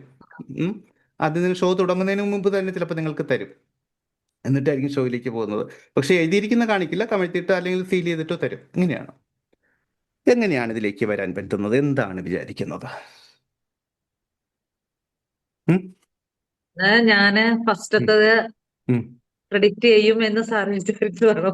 എങ്ങനെ? എനിക്ക് തെറ്റാനുള്ള സാധ്യതകൾ ധാരാളം ഉണ്ടല്ലോ. ഓക്കെ, ശരി, നമുക്ക് നീട്ടിക്കൊണ്ടു പോണ്ട. ഇത് വേണമെങ്കിൽ നിങ്ങളുടെ മനസ്സിനെ റീഡ് ചെയ്തെന്നോ, അല്ലെങ്കിൽ ഞാൻ ഡിസൈഡ് ചെയ്തതാണ് നിങ്ങൾ നിങ്ങൾ അതിലേക്ക് വന്നത് എന്നോ ഒക്കെ നമുക്ക് പറയാം. പക്ഷെ അങ്ങനെയൊന്നുമല്ല. ഇതൊരു വളരെ കുഞ്ഞു ടെക്നിക്ക് മാത്രമാണ്, വളരെ ചെറിയൊരു ടെക്നിക്ക് മാത്രമാണ്.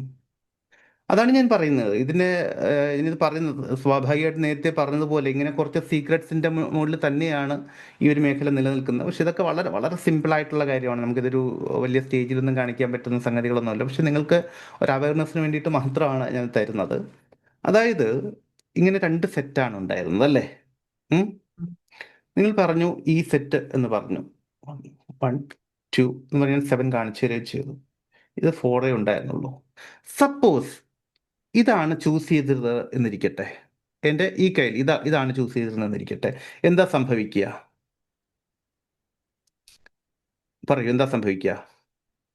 അത് സാറേ പറയട്ടെ. ഇപ്പുറത്തേന്ന് രണ്ടെണ്ണം കവിത എടുത്ത് പറയട്ടെ, അല്ല വെയിറ്റ്, ഞാൻ പറഞ്ഞുതരാം. 3 എണ്ണം വെക്കും. കവിത, ഇതാണ് ചൂസ് ചെയ്തിരുന്നതെന്ന് വെച്ചോളൂ, എന്താ സംഭവിക്കുക? അപ്പൊ സാറിന്റെ പ്രഡിക്ഷൻ തെറ്റിയെന്ന് ഞാൻ പറയും. പറയുന്നു കവിത മാത്രമല്ല, എല്ലാവരും പറയും അല്ലേ? പക്ഷെ അപ്പോഴും തെറ്റില്ല. കാരണം എന്താണെന്ന് പറഞ്ഞാൽ എന്റെ പ്രഡിക്ഷൻ ഏഴെണ്ണത്തിൽ നിന്നുള്ളതാന്നുള്ളതാ സ്കോർ അല്ലെ, ആ അർത്ഥത്തില്. വെയിറ്റ് അല്ലല്ല, എന്റെ പ്രഡിക്ഷൻ ഇതാണല്ലോ, U will choose the set of 7 എന്നുള്ളതാണല്ലോ എന്റെ പ്രഡിക്ഷൻ. Yes, set of 7.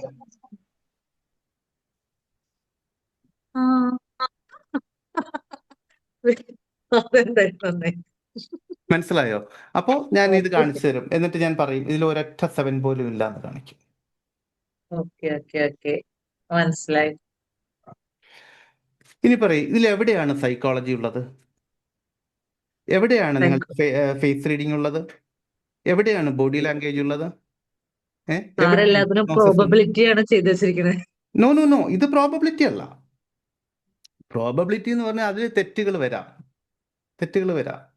ഇത് തെറ്റ് വരില്ല. നിങ്ങൾ ഏത് സാഹചര്യത്തിലാണെങ്കിലും ഏതെടുത്തിട്ടുണ്ടെങ്കിലും അവിടെ തെറ്റുകൾ വരില്ല. അതന്നെയാണ് സംഭവിക്കുന്നത്. ക്ലിയർ ആയോ? എല്ലാവർക്കും മനസ്സിലായോ? ഒന്ന് പറയൂ. മനസ്സിലായി. Thank you. ഇനി നമുക്ക് പ്രഡിക്ഷൻസിലേക്ക് പോകാം, മറ്റു പ്രഡിക്ഷൻസിലേക്ക് പോകാം. Thank you. ആരെങ്കിലും എന്നോട് ഒരു പരിചയമുള്ളവർ ഇതിൻ്റെ അകത്തുണ്ട്, ഞാൻ കാണുന്നുണ്ട്. ഒരു പരിചയമില്ലാത്ത ആരെങ്കിലും ഒരാൾ ഒന്ന് മുന്നോട്ട് വരിക. ഞാൻ വരാം. Sreeja. Okay, Sreeja. Okay, fine. Sreeja എന്നെ കൃത്യമായിട്ട് കേൾക്കുന്നുണ്ടല്ലോ അല്ലേ? കേൾക്കുന്നുണ്ട്. ശരി, ഓക്കെ. കംഫർട്ടബിൾ ആയിട്ടിരിക്കെ, സുഖമായിട്ടിരിക്കെ. ശ്രീജ എവിടെയാ സ്ഥലം? Okay, good. കംഫർട്ടബിൾ ആയിട്ടിരിക്കും. ഒന്ന് കൈ കെട്ടിയിരുന്നോളൂ കേട്ടോ. ഒന്ന് കണ്ണടച്ചേക്ക്. കണ്ണടച്ചോ? ഇനി ഞാൻ പറഞ്ഞിട്ടേ കണ്ണു തുറക്കാം. ക്യാമറയുടെ മുന്നിൽ നിന്ന് പോകരുതേ. ശരി. ശരി. ശ്രീജയെ പറ്റി ഞാൻ ചില കാര്യങ്ങൾ പറയുന്നത് ശരിയാണെങ്കിൽ ഒന്ന് കൈ ഉയർത്തണം കേട്ടോ, അതാത് സമയത്ത്.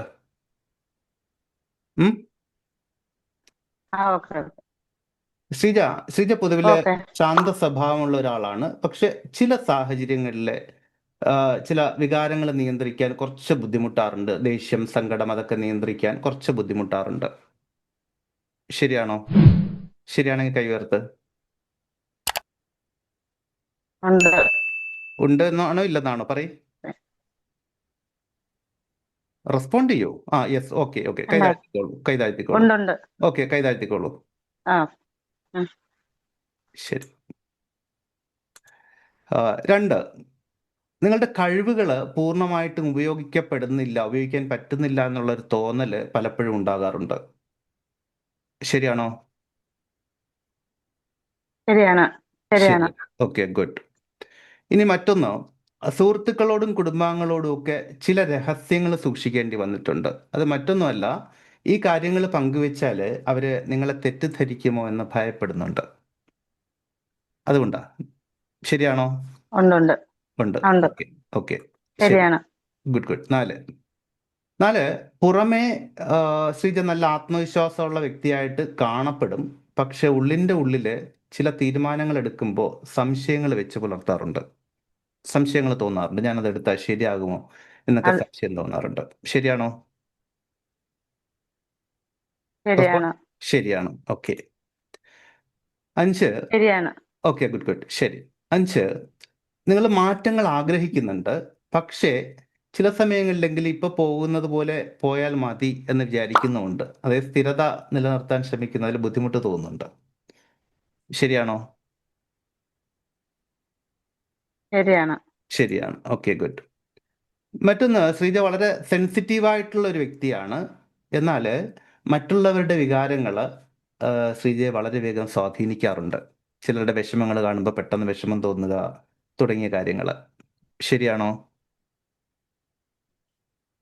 ശരിയാണ് ശരിയാണ്. ഓക്കെ.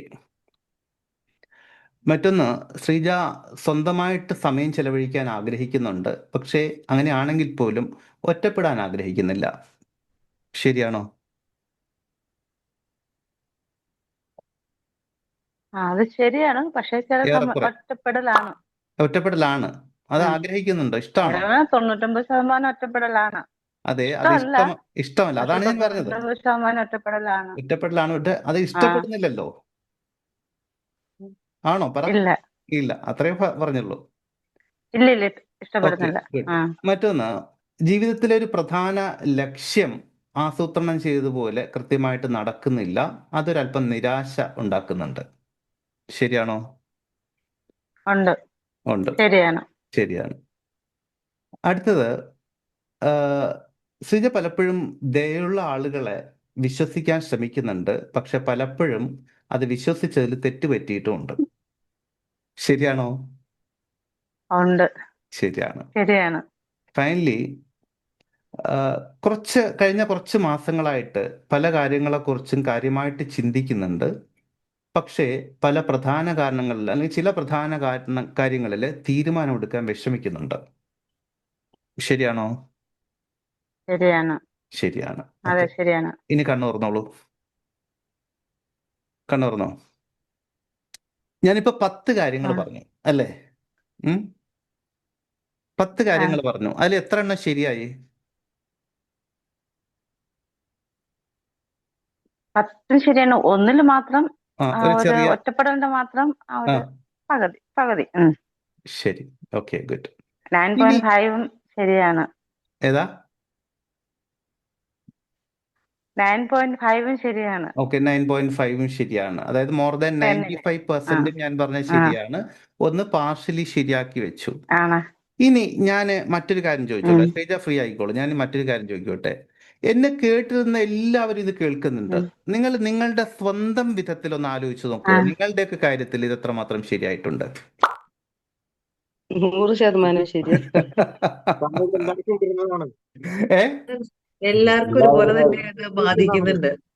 അതായത് വാസ്തവത്തിൽ ഇത് കേൾക്കുന്ന സമയത്ത് വളരെ യുണീക്കായിട്ട് തോന്നുമെങ്കിൽ പോലും ഇത് കോമൺ ആയിട്ടുള്ള കാര്യമാണ്.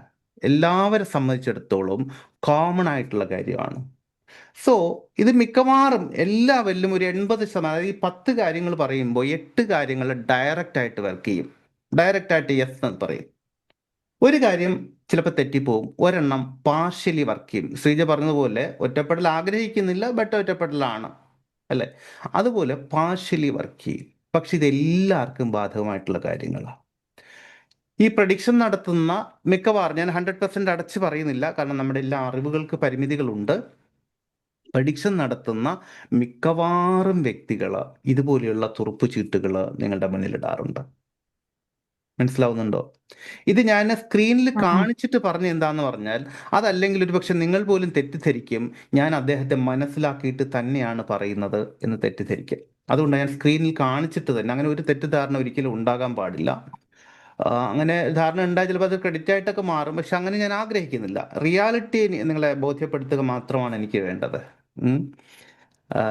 അതുകൊണ്ട് ആ സ്ക്രീനിൽ കൂടി കാണിച്ചത്. ഇത് നമ്മൾ ആരെടുത്ത് നോക്കിയിട്ടുണ്ടെങ്കിലും ഇത് ഏകദേശം ശരിയായിട്ട് തന്നെ വരും. നിങ്ങൾ ഇത്രയും ഈ 10 കാര്യങ്ങൾ പഠിച്ചു വെച്ചിട്ട് ട്രെയിനിലോ ബസ്സിലോ അല്ലെങ്കിൽ യാത്ര ചെയ്യുന്ന സമയത്ത് അല്ലെങ്കിൽ ഒരു ഫംഗ്ഷൻ ഇടയിൽ ഒരാളെ വിളിച്ചിട്ട് ഇത് പറഞ്ഞു കൊടുത്താൽ അവർ ഞെട്ടിപ്പോവും. പിന്നെ അന്നത്തെ നിങ്ങളുടെ ഫുൾ ചിലവ് അയാളുടെ വകയായിരിക്കും. അത്രയേ ഉള്ളൂ. സാർ, ഇത് സാധാരണ കൈനോട്ടക്കാർ ഉപയോഗിക്കുന്ന ടെക്നിക്കാണിത്. അത്രേ ഉള്ളൂ. അത്രേ ഉള്ളൂ. ഞാൻ നേരത്തെ പറഞ്ഞില്ലേ, എൻ്റെ ഒരു അനുഭവം പറഞ്ഞില്ലേ? അതുപോലെയുള്ള കാര്യങ്ങളേ ഉള്ളൂ. അപ്പോൾ ഇതേ കാര്യങ്ങൾ തന്നെ ഞാൻ ഈ പറഞ്ഞ കാറ്റഗറിയിലുള്ള ചില ആർട്ടിസ്റ്റുകളും ഇപ്പോൾ അങ്ങനെ ഉപയോഗിച്ച് കാണാറില്ല, ആദ്യകാലങ്ങളിലൊക്കെ ഉപയോഗിച്ച് കണ്ടിരുന്നു.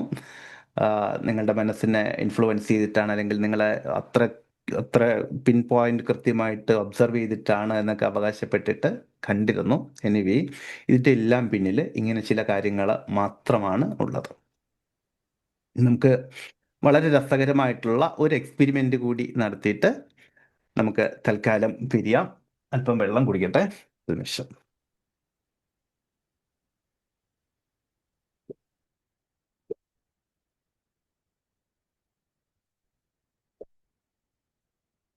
ഇനിയുള്ള എക്സ്പെരിമെന്റിൽ നമ്മളെല്ലാവരും പങ്കെടുക്കുന്നുണ്ട്.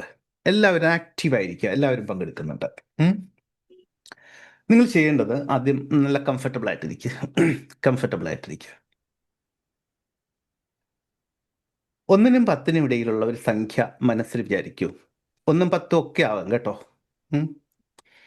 1 മുതൽ 10 വരെയുള്ള സംഖ്യകളിൽ ഏതെങ്കിലും ഒരെണ്ണം, നിങ്ങൾക്ക് ഇഷ്ടമുള്ള ഒരെണ്ണം മനസ്സിൽ വിചാരിക്കുക. മനസ്സിൽ വിചാരിച്ചോ? റെസ്പോണ്ട് ചെയ്യൂ. പറയണ്ട കേട്ടോ. വിചാരിച്ചു. പറയണ്ട. വിചാരിച്ചു. മനസ്സിൽ വിചാരിച്ചു. Okay, good. ഇനി ചെയ്യേണ്ടത് ഗുഡ്. ഇനി ചെയ്യേണ്ടത് ആ സംഖ്യയെ, നിങ്ങൾ വിചാരിച്ചത് ഏത് സംഖ്യയാണ്, എത്രയായിക്കോട്ടെ, 1നും 10നും ഇടയിലുള്ള ഏതുമാകാം, അതിനെ 9 കൊണ്ടൊന്ന് ഗുണിക്കണം. 9 കൊണ്ട് മൾട്ടിപ്ലൈ ചെയ്യണം.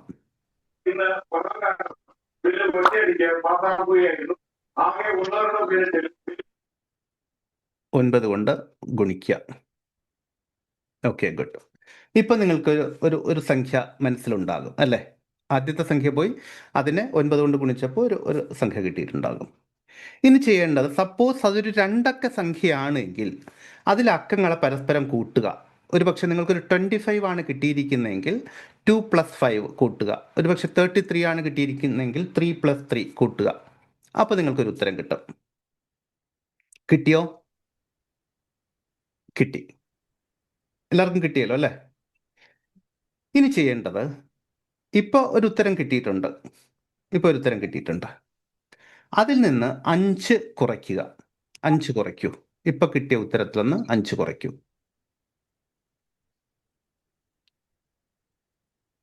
5 കുറച്ചു. ഇപ്പൊ ഒരു സംഖ്യ നിങ്ങളുടെ മനസ്സിൽ വന്നു. റൈറ്റ്? ശരിയല്ലേ? ഇനി ചെയ്യേണ്ടത്, ഇംഗ്ലീഷിൽ അക്ഷരമാല എടുക്കുക, ആൽഫബറ്റ്സ് എടുത്തിട്ട് നിങ്ങളുടെ മനസ്സിൽ ഇപ്പോൾ ഉള്ള സംഖ്യ ഏതാണോ അതിനനുസരിച്ചിട്ടുള്ള ഒരു ആൽഫബറ്റ് സെലക്ട് ചെയ്യുക. ഒരു ഉദാഹരണത്തിന്, നിങ്ങളുടെ മനസ്സിൽ 10 ആണ് സംഖ്യയെങ്കിൽ ABCD എന്ന് 10ാമത്തെ ആൽഫബറ്റ് എടുക്കുക.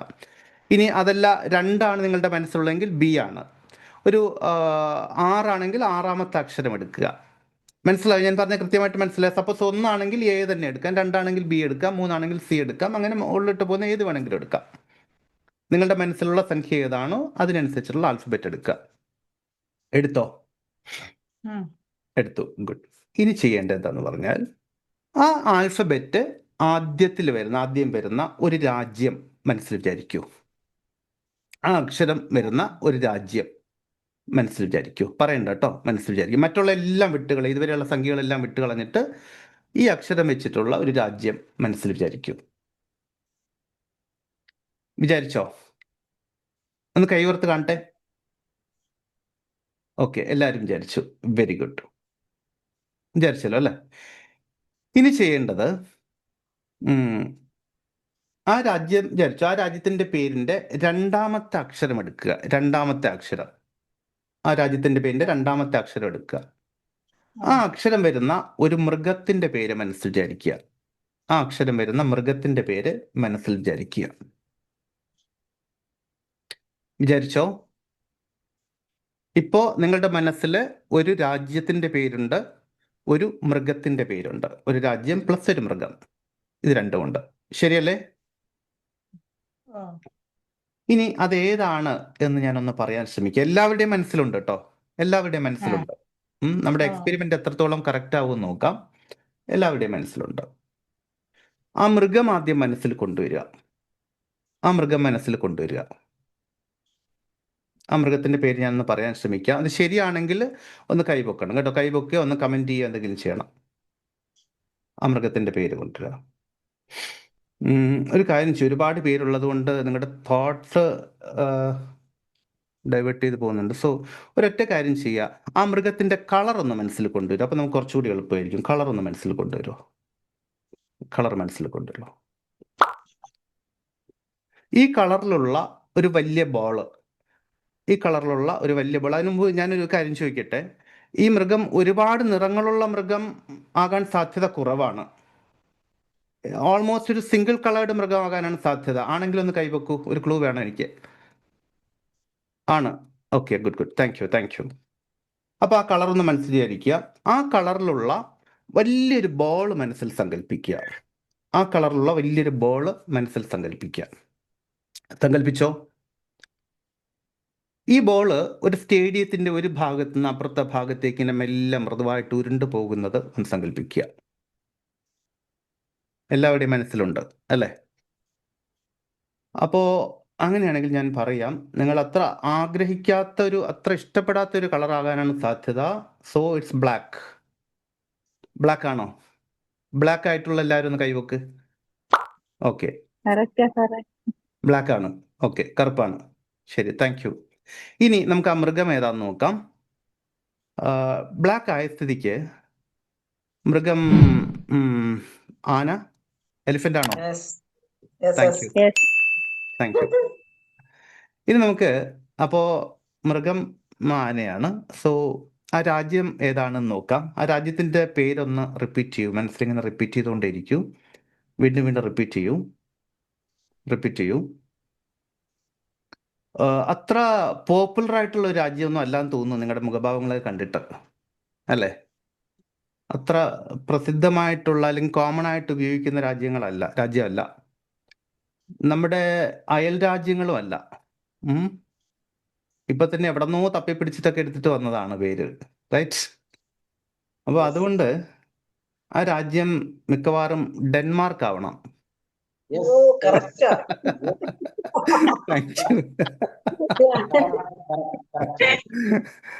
ശരിക്കും? ശരി, കണ്ടോ? അപ്പൊ എത്ര പേരെയാ ഒരേ സമയം ഇൻഫ്ലുവൻസ് ചെയ്തിരിക്കുന്നത്? ഞാൻ ദുബായിയാണ് ഞാൻ കണ്ടത്. ദുബായ് ആണോ കണ്ടത്? ഞാൻ കണ്ട ദുബായ് അല്ല, ഡൽഹിന്നാണ് കണ്ടത്. ഏതാ?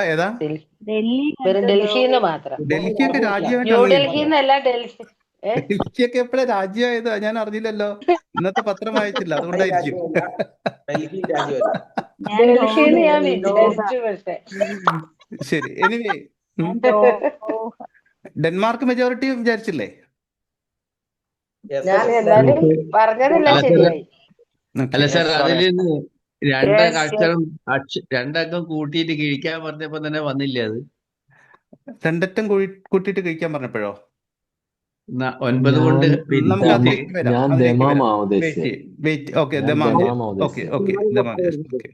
ഇനി നമുക്ക് അതിന്റെ എങ്ങനെയാണെന്ന് പറയാം. ഒന്ന് മ്യൂട്ടാക്കി വെക്കൂ. എങ്ങനെയാണിത് ചെയ്തിരിക്കുന്നതെന്ന് പറയാം. അതും കൂടി പറഞ്ഞാൽ മാത്രമേ നിങ്ങൾക്ക് കാര്യങ്ങളെ മനസ്സിലാവൂ. വേണമെങ്കിൽ നിങ്ങളെ എല്ലാവരെയും ഒരുമിച്ച് സ്വാധീനിച്ചു എന്ന് പറയാം. അതല്ലെങ്കിൽ ഞാൻ ചില പ്രത്യേക സജഷൻസ് തന്നു, ആ സജഷൻസ് ആണ് നിങ്ങളെ അതിലേക്ക് കൊണ്ടെത്തിച്ചത് എന്ന് പറയാം. അതല്ലെങ്കിൽ നേരത്തെ പറഞ്ഞ പോലെ നിങ്ങളുടെ ഫേസ് എക്സ്പ്രഷൻ റീഡ് ചെയ്തിട്ടാണെന്ന് പറയാം. ഇതൊക്കെ അവകാശപ്പെടാം. പക്ഷെ ഇതൊന്നുമല്ല. ഇത് ഒരു ചെറിയ ടെക്നിക്ക് മാത്രമാണ്. എങ്ങനെയാണെന്ന് പറഞ്ഞാൽ ഞാൻ ആ സ്റ്റെപ്പുകൾ ഒന്നുകൂടി പറയാം. നിങ്ങൾക്കിത് വളരെ ബ്യൂട്ടിഫുൾ ആയിട്ട് ചെയ്യാൻ പറ്റുന്നതാണ് കേട്ടോ. വളരെ ബ്യൂട്ടിഫുൾ ആയിട്ട് ചെയ്യാൻ പറ്റും. എങ്ങനെയെന്ന് പറഞ്ഞാൽ ഞാൻ ആദ്യം പറഞ്ഞത് 10-നിടയിലുള്ള 1-നും 10-നും ഇടയിലുള്ള അല്ലെങ്കിൽ 1 മുതൽ 10 വരെയുള്ള ഏതെങ്കിലും ഒരു സംഖ്യ മനസ്സിൽ വിചാരിക്കാൻ പറഞ്ഞു. അതാണ് ഫസ്റ്റ് സ്റ്റെപ്പ്. ആവശ്യമുള്ളവർ എഴുതി വെച്ചോ. 10 വരെയുള്ള 10-നിടയിലുള്ള ഒരു സംഖ്യ എഴുതി വെക്കാൻ പറഞ്ഞു. നിങ്ങൾ ഏത് സംഖ്യ എഴുതിക്കോ, കുഴപ്പമില്ല. ഇപ്പൊ വേണമെങ്കിൽ ഒന്നുകൂടി എഴുതിക്കോ, ചുമ്മാ എഴുതി വെച്ചോ. എന്നിട്ട് ഞാൻ പറഞ്ഞത് അതിനെ 9 കൊണ്ട് മൾട്ടിപ്ലൈ ചെയ്യാൻ പറഞ്ഞു, 9 കൊണ്ട് ഗുണിക്കാൻ പറഞ്ഞു, അല്ലേ? ഇപ്പോൾ നിങ്ങൾക്കൊരു ഉത്തരം കിട്ടി. ആ ഉത്തരം എത്രയും ആയിക്കോട്ടെ, കുഴപ്പമില്ല. എന്നിട്ട് ഞാൻ പറഞ്ഞത് സപ്പോസ് അതൊരു 2 അക്കമാണെങ്കിൽ, 1 അക്കമാണെങ്കിൽ അവിടെ നിൽക്കട്ടെ, 2 അക്കമാണെങ്കിൽ ആ അക്കങ്ങളെ പരസ്പരം കൂട്ടാൻ പറഞ്ഞു, അല്ലേ? കൂട്ടാൻ പറഞ്ഞു. ഇപ്പൊ നിങ്ങൾക്ക് എല്ലാവർക്കും 9 കിട്ടിയിട്ടുണ്ടാവും, ശരിയല്ലേ? എല്ലാവർക്കും 9 കിട്ടിയിട്ടുണ്ട്. അത് കണക്കിലൊരു കളിയാണ്, എൻ്റെ കഴിവൊന്നുമല്ല. നിങ്ങൾ ഏത് സംഖ്യ വിചാരിച്ചാലും, ഇപ്പൊ നമുക്ക് 1 വിചാരിച്ചെന്നിരിക്കട്ടെ, 1 × 9 9. 2 വിചാരിച്ചെന്നിരിക്കട്ടെ. 2 × 9 18. 18ൻ്റെ 8 + 1 9. 3 വിചാരിച്ചെങ്കിൽ 3 × 9 27. 2 + 7 9. അങ്ങനെ ഏത് വിചാരിച്ചാലും ഈ രീതിയിൽ പോയി വരുമ്പോഴേക്കും 9 കിട്ടും. മനസ്സിലായോ? ഇതാണ് ആദ്യത്തെ ഘട്ടം. എന്നിട്ട് ഞാൻ പറഞ്ഞു അതിൽ നിന്ന് അതിൽ നിന്ന് 5 കുറയ്ക്കാൻ പറഞ്ഞു. 5 കുറച്ചാൽ സ്വാഭാവികമായിട്ടും 4 ആയിരിക്കും കിട്ടുക. 4 കിട്ടിക്കഴിഞ്ഞാൽ 4ാമത്തെ ആൽഫബറ്റ് എടുക്കാം. നിങ്ങൾ എടുക്കുന്ന ആൽഫബറ്റ് 4ാമത്തെ ആയിരിക്കും. അത് D ആയിരിക്കും. അതിൽ വേറെ അസ്വാഭാവികത ഒന്നുമില്ല. D ആയിരിക്കും. D വെച്ചിട്ട് ഒരു പേര് പറയാൻ പറഞ്ഞാൽ മെജോറിറ്റിയും പറയുന്ന പേര് ഡെൻമാർക്ക് ആയിരിക്കും. നേരത്തെ പറഞ്ഞ പോലെ ദുബായൊക്കെ വന്നേക്കാം, പക്ഷെ അത് താരതമ്യേന കുറവായിരിക്കും. ഡെൻമാർക്ക് ആയിരിക്കും മെജോറിറ്റിയും. ഇവിടെ തന്നെ നിങ്ങൾ കൈ ഉയർത്തിയപ്പോൾ കണ്ടു മെജോറിറ്റി ഡെൻമാർക്ക് എടുത്തിരിക്കുന്നത്. അപ്പോൾ രാജ്യം അത് വന്നു. ഡെൻമാർക്ക് അടുത്ത് പറയുന്നത് ഡെൻമാർക്ക്. നിങ്ങൾ വിചാരിച്ച രാജ്യത്തിൻ്റെ 2ാമത്തെ ലെറ്റർ എടുക്കാൻ പറഞ്ഞു. 2ാമത്തെ ലെറ്റർ സ്വാഭാവികമായിട്ടും E ആയിരിക്കും. ഈ വെച്ചിട്ട് ഒരു മൃഗത്തിന് വിചാരിക്കാൻ പറഞ്ഞാൽ സ്വാഭാവികമായിട്ട് എന്താ വിചാരിക്കുക? എലിഫന്റ്. അത്രേ ഉള്ളൂ. എലിഫന്റിന്റെ നിറം എന്താ? ബ്ലാക്ക്. പിന്നെ അപൂർവമായിട്ട് ചിലർ ഗ്രേ പറയും. അത് നമുക്ക് അപ്പം പിടിക്കാം. അത്രേ ഉള്ളൂ. ഇതിലെവിടെയെങ്കിലും സൈക്കോളജിയോ ബോഡി ലാംഗ്വേജോ പിപ്പിളോമെട്രിയോ സൈക്കോളജിയോ ഹിപ്നോസിസോ എന്തെങ്കിലും ഉണ്ടോ?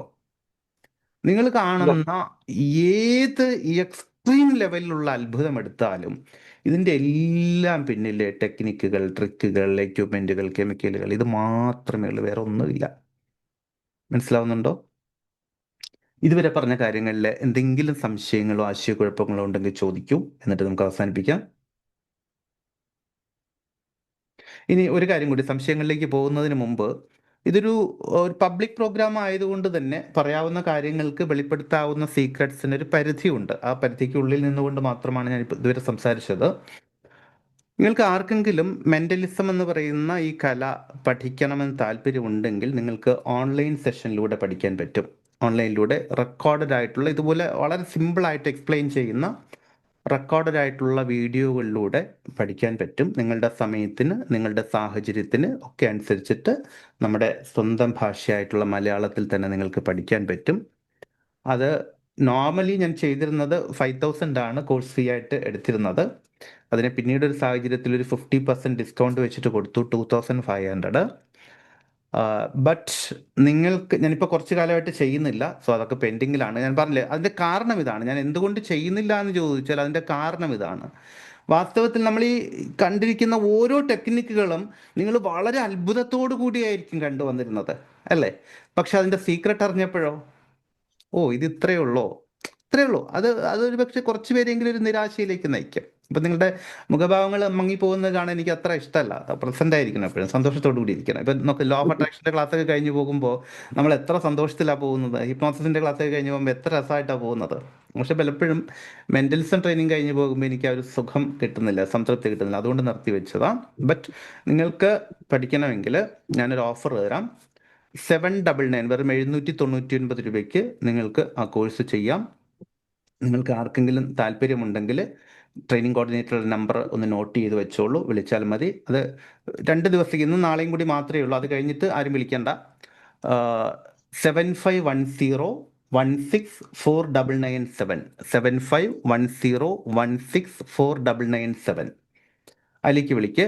നിങ്ങൾക്കത് അറ്റൻഡ് ചെയ്യാൻ പറ്റും കേട്ടോ. റെക്കോർഡഡ് ആയിട്ടുള്ള പ്രോഗ്രാമാണ്. പിന്നെ അതിലെന്തെങ്കിലും സംശയമുള്ളത് വാട്സപ്പിലോ ഫോണിലോ നിങ്ങൾക്ക് ചോദിക്കാം. സപ്പോസ് ആ വീഡിയോ പ്രസൻറ്റേഷൻ കണ്ടിട്ട് എന്തെങ്കിലും സംശയം ഉണ്ടെങ്കിൽ ചോദിക്കാം. 7510164997 799 നിങ്ങൾക്ക് ചെയ്യാൻ പറ്റും. ഒറ്റ ദിവസത്തെ ഓഫറാണ് കേട്ടോ, വേണമെങ്കിൽ ചെയ്യാം. ഇനി നമുക്ക് ഇതുവരെയുള്ള കാര്യങ്ങളിൽ എന്തെങ്കിലും സംശയങ്ങളോ ആശയക്കുഴപ്പങ്ങളോ ഉണ്ടെങ്കിൽ ചോദിച്ചോളൂ. അതുകൂടി പറഞ്ഞിട്ട് നമുക്ക് അവസാനിപ്പിക്കാം. സാർ എത്ര ദിവസത്തെ ക്ലാസ് ആണ്? എത്ര ദിവസം? അതെ, അത് ദിവസങ്ങളല്ല, എത്ര മണിക്കൂർ? മണിക്കൂറുകളാണ്. അത് നിങ്ങൾക്ക് നിങ്ങളുടെ സമയത്തിനനുസരിച്ച് ചെയ്യാം, അത്രേ ഉള്ളൂ കേട്ടോ. ടോട്ടൽ എത്ര മണിക്കൂർ വരും? ടോട്ടൽ ഒരു 2-3 മണിക്കൂർ ഉണ്ടാകും കേട്ടോ. 3 മണിക്കൂറോ 3.5 മണിക്കൂറോ ഉണ്ടാവും, അത്രേ ഉള്ളൂ. നോക്ക്, നമ്മളിപ്പോൾ ഒരു 3 ട്രിക്ക് നമ്മളിപ്പോൾ പഠിച്ചില്ലേ? ഇതുപോലെ വളരെ സിമ്പിളായിട്ട്, കുറച്ചുകൂടി കോംപ്ലിക്കേറ്റഡ് ആയിട്ടുള്ള സംഗതികളുണ്ട്, നല്ല കോംപ്ലിക്കേറ്റഡ് ആയിട്ടുള്ള സംഗതികളുണ്ട്. പക്ഷെ അത് കോംപ്ലിക്കേറ്റഡ് എന്ന് പറഞ്ഞാൽ ചെയ്യാനുള്ള ബുദ്ധിമുട്ടല്ല, കാണുമ്പോൾ വിസ്മയം തോന്നുന്ന പല സംഗതികളുമുണ്ട്. പക്ഷെ ഞാൻ പറഞ്ഞില്ലേ, ഇവിടെ ഒരു പബ്ലിക് പ്ലാറ്റ്ഫോം ആയതുകൊണ്ട് റിവീൽ ചെയ്യാവുന്നതിന് പരിധിയുണ്ട്. അതിൻ്റെ കാരണങ്ങൾ ഓൾറെഡി പറഞ്ഞു. സോ നിങ്ങൾക്ക് പഠിക്കണമെങ്കിൽ അവസരമുണ്ട്, അത്രേ ഉള്ളൂ. ഞാൻ ഉം. ഞാനൊരു കാര്യം പറയട്ടെ. പറയൂ. ഇങ്ങനത്തെ ട്രിക്ക് അല്ല. ഉം. ഞാനിങ്ങനെ എന്റെ ഒരു ഫ്രണ്ട് ഇങ്ങനെ എന്റെ ഫേസ്ബുക്ക് ഫ്രണ്ടായിരുന്നു. ഉം.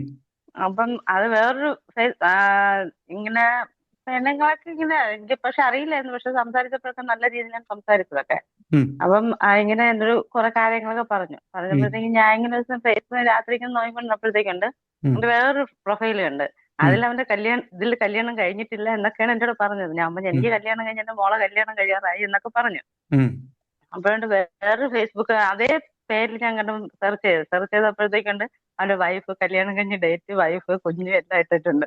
ഉം. ഉം. ഉം. ഇത് കണ്ടിട്ട് ഒരു ദിവസം ഞാൻ പറഞ്ഞു നീ ഒന്ന് കണ്ണടച്ചിരിക്കും, ഞാൻ എന്റെ ദിവസം ചേട്ടെന്ന് പറഞ്ഞു. അപ്പൊ ഞാൻ മറ്റൊരു സിനിമ കണ്ടിട്ടാണ്, പേരും സിനിമ കണ്ടിട്ടാണ് ഞാൻ അതങ്ങനെ പറഞ്ഞത്. ആ. അപ്പൊ ഞാൻ ഇങ്ങനെ ഈ കാര്യങ്ങളെല്ലാം പറഞ്ഞു നീ ഇതൊക്കെ ഞാൻ പറഞ്ഞു നീ കണ്ണടച്ചിരുമ്പോ നിന്റെ മനസ്സ് വായിച്ചെടുക്കേണ്ട കഴിവ് എനിക്ക് ഉണ്ടായിട്ട് ഇങ്ങനൊന്നുമല്ല ഈ ഒരു ട്രിക്കിലാണ് ഞാൻ പറഞ്ഞത്. ശരി. എന്നിട്ട് കുറെ നാൾ കഴിഞ്ഞപ്പോഴത്തേക്ക് ഉം. അപ്പോൾ നീ എന്റെ എല്ലാ കാര്യങ്ങളും പറഞ്ഞു. അപ്പൊ ഞാൻ മെന്റലിസം പഠിച്ചതുകൊണ്ട് ഇതിന്റെ കാര്യങ്ങളെല്ലാം അറിയാന്ന് പറഞ്ഞു. ശരി. കുറച്ചു നാൾ കഴിഞ്ഞപ്പോഴത്തേക്കും വീണ്ടും ഒരു പ്രശ്നം വന്നു പറഞ്ഞു നീ ഇങ്ങനെ ഒരു പ്രശ്നമുണ്ട്. ഞാൻ പറഞ്ഞു ഞാൻ നോക്കട്ടെ എന്നിട്ട് പറയാൻ പറഞ്ഞു. കുറെ നാൾ എന്റെ പുറകെ നടന്നു. എനിക്ക് അതിനെ കുറിച്ച് അറിയില്ല. പിന്നെ ഞാൻ ശരി. അങ്ങനെ പറഞ്ഞു കൊടുക്കും. ശരി. ഇങ്ങനെയൊക്കെ ഈ ഒരു ട്രിക്കല്ല, ഇങ്ങനത്തെ ട്രിക്കുകളൊക്കെ കിട്ടിയാലും ഞാൻ പറയും ഇങ്ങനെ പറയും. മെന്റലിസത്തിൽ തന്നെ പീക്കിംഗ് എന്ന് പറഞ്ഞിട്ടൊരു ട്രിക്ക് ഉണ്ട്. പീക്കിംഗ് എന്ന് പറഞ്ഞാല് നേരത്തെ ഞാൻ സൂചിപ്പിച്ചിരുന്നു. അതായത് നമ്മുടെ മുന്നിലുള്ള വ്യക്തി അറിയാതെ തന്നെ അവരെ കുറിച്ചുള്ള ചില വിവരങ്ങൾ മനസ്സിലാക്കുന്നതിനെയാണ് പീക്കിംഗ് എന്ന് പറയുന്നത്. അതായത് നേരത്തെ പറഞ്ഞ പോലെ വെഡിങ് റിങ് നോക്കിയിട്ട് ഇതെനിക്ക് ചിലപ്പോൾ അവരുടെ ഫേസ്ബുക്കിലൂടെ ചില ഫോൺ കിട്ടിയതാണ്. ടോക്കുകൾ മനസ്സിലായി. ചിലപ്പോൾ അവരുടെ ഫോൺ ടോക്കുകൾ ശ്രദ്ധിച്ചിട്ട്, അതുപോലെ തന്നെ ഫേസ്ബുക്കിലൊന്നും എടുക്കാം. ഫേസ്ബുക്കിലും ചിലപ്പോൾ അവർക്കൊരു പെറ്റ് ഉണ്ടെങ്കിൽ ആ പെറ്റിനെ കുറിച്ചുള്ള വിവരങ്ങൾ, ആ പെറ്റിന്റെ പേര് തുടങ്ങിയ കാര്യം. ഇപ്പോൾ നമുക്ക് അവിടെ ഇപ്പോൾ ഒരു സെലിബ്രിറ്റിയാണ് നമ്മൾ മീറ്റ് ചെയ്യാൻ പോകുന്നതെങ്കിൽ അവരുടെ ചിലപ്പോൾ പെറ്റിന്റെ ഡീറ്റെയിൽസ് ഒക്കെ അവർ കൊടുത്തിട്ടുണ്ടാകും. നമുക്ക് വളരെ നാച്ചുറലായിട്ട് ചോദിക്കാം, നിങ്ങൾക്ക് ഇഷ്ടമുള്ളൊരു പെറ്റിനെ മനസ്സിൽ കൊണ്ടുവരാൻ പറയുക, അതിന്റെ പേര് മനസ്സിൽ ഓർക്കാൻ പറയുക, എന്നിട്ട് അതിന്റെ ആദ്യത്തെ അക്ഷരം ഇതല്ലേ, രണ്ടാമത്തെ അക്ഷരം ഇതല്ലേ എന്നൊക്കെ പറഞ്ഞിട്ട് ചോദിക്കാം. അതൊക്കെ പെർഫോമൻസ് സൈസിൽ വരുന്ന കാര്യങ്ങളാണ്. അത് കിട്ടുന്നത് അവരുടെ തന്നെ സോഷ്യൽ മീഡിയ നിന്നാണ്. അങ്ങനെയല്ല, ഞാൻ ഇത് കണ്ടിട്ട് ഫേസ്ബുക്കിൽ നിന്ന് എന്തെടുത്തിട്ടാണ് ഞാൻ പറഞ്ഞത്. എനിക്ക് അല്ലാതെ വേറെ ഒന്നും എനിക്കറിയില്ല. ആവട്ടെ, അങ്ങനെയൊക്കെ എനിക്ക് പറ്റിക്കാറുണ്ട്. പറയൂ. ഞങ്ങളുടെ ചെറുപ്പത്തിലേ ആ. ഒരു തമിഴ് സംസാരിക്കുന്ന ഒരുത്തൻ വന്നിട്ട് അന്നേരം എന്റെ ഫാദർ അന്ന് ഗൾഫിലായിരുന്നു. അന്നേരം ഇച്ചിരി ജോലിയുടെ പ്രശ്നങ്ങളും ഒക്കെ ഉണ്ടായിരുന്നു. നോക്കൂ, മറ്റുള്ളവരെല്ലാം ഒന്ന് മൈക്ക് മ്യൂട്ട് ആക്കൂ. പറയൂ. മാനസികമായിട്ട് നല്ല ബുദ്ധിമുട്ടിയിരിക്കുന്ന സമയമായിരുന്നു. എന്നിട്ട് ഇങ്ങനെ വന്നേച്ച് ഇങ്ങനെ അന്നൊക്കെ ഇങ്ങനെ ഈ കൈ നോക്കട്ടക്കാരും എല്ലാം ഉണ്ടല്ലോ. അന്നേരം ഇങ്ങനെ വന്നിട്ട് അവര് പറഞ്ഞു അവിടുന്ന് ഒരു മുട്ട എടുത്തോണ്ട് വരാൻ പറഞ്ഞു. വീട്ടിൽ നിന്ന് ഒരു മുട്ട എടുത്തു കൊടുത്ത് അയാൾ എന്തോ വരയൊക്കെ വരച്ചിട്ട് ഈ നമ്മൾ ചോദിക്കുന്നതിന് മൊത്തം, ഇപ്പൊ ജോലിയുടെ കാര്യം ചോദിക്കുന്നതിന് മൊത്തം ഈ മുട്ട അനങ്ങും കിടന്നു. അങ്ങനെ ഞങ്ങളുടെ അമ്മയുടെയും നന്നങ്ങാണ്ട് അന്നത്തെ കാലത്ത് 1500 രൂപ അടിച്ചോണ്ട് പോയി. അമ്പലങ്ങളിലെല്ലാം ഓരോ ചെയ്യാനോ ഭയങ്കര ദോഷം വരുന്നു, മറ്റേ മറിച്ചതൊക്കെ പറഞ്ഞു. അങ്ങനെ ആ മുട്ട അനങ്ങാനുള്ള സംഭവങ്ങളൊക്കെ ചെയ്യാൻ പറ്റും. പക്ഷെ ഞാൻ ഇപ്പൊ അതിന്റെ സീക്രട്ടിലേക്ക് പോകുന്നില്ല. ബാക്കി എന്തെങ്കിലും ഉണ്ടെങ്കിൽ ചോദിക്കേ.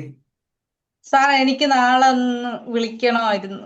നാളെ സമയം പറഞ്ഞു. വൈകുന്നേരം വിളിച്ചോളൂ, ഒരു 7 മണിക്ക് ശേഷം വിളിച്ചോളൂ.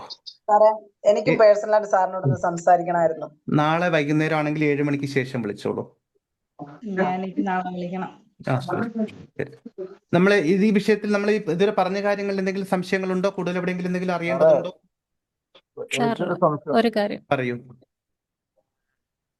ചോദിച്ചോളൂ. ആരെയും ചോദിച്ചോളൂ. പറയൂ. എന്റെ സംശയം, ഞാന് സാറ് ഒരക്ഷരത്തിനുള്ള രാജ്യം പറയാൻ പറഞ്ഞപ്പോ എന്റെ മനസ്സിൽ ദുബായ് വന്നു. ശരി. അങ്ങനെ സംഭവിക്കാം, തീർച്ചയായിട്ടും അങ്ങനെ സംഭവിക്കാം. ദുബായ് വന്നപ്പോ രണ്ടാമത്തെ അക്ഷരം യു വന്നു. ഞാൻ യു വെച്ചിട്ട് ഒരു മൃഗത്തിനെ മനസ്സിൽ നോക്കിയിട്ട് ഒരു പിടി കിട്ടുന്നില്ല. അവതരിപ്പിക്കുന്ന ഒരു വേദിയിലെ ഒരു കൂട്ടുകാര സദസ്സിലേക്ക് അവതരിപ്പിക്കുമ്പോ ഇങ്ങനെ ഒരു തെറ്റ് അതുകൊണ്ടാണ് ഞാൻ നിങ്ങളുടെ ഗ്രൂപ്പായിട്ട് എടുത്തത്. മനസ്സിലായോ? അതുകൊണ്ടാണ് ഗ്രൂപ്പായിട്ട് എടുത്തത്. ഇപ്പൊ താങ്കൾ പറഞ്ഞ പോലുള്ള പോസിബിലിറ്റീസ് ഉണ്ടാകാം. അപ്പൊ അതുകൊണ്ട് അതിനനുസരിച്ച് നമ്മൾ ക്രമീകരിക്കും, ഗ്രൂപ്പായിട്ട് എടുക്കും. മനസ്സിലായോ? Okay, hello sir. ഗ്രൂപ്പാകുമ്പോ ആരെങ്കിലും രണ്ടുപേര് ഡെൻമാർക്ക് പറയുമല്ലേ?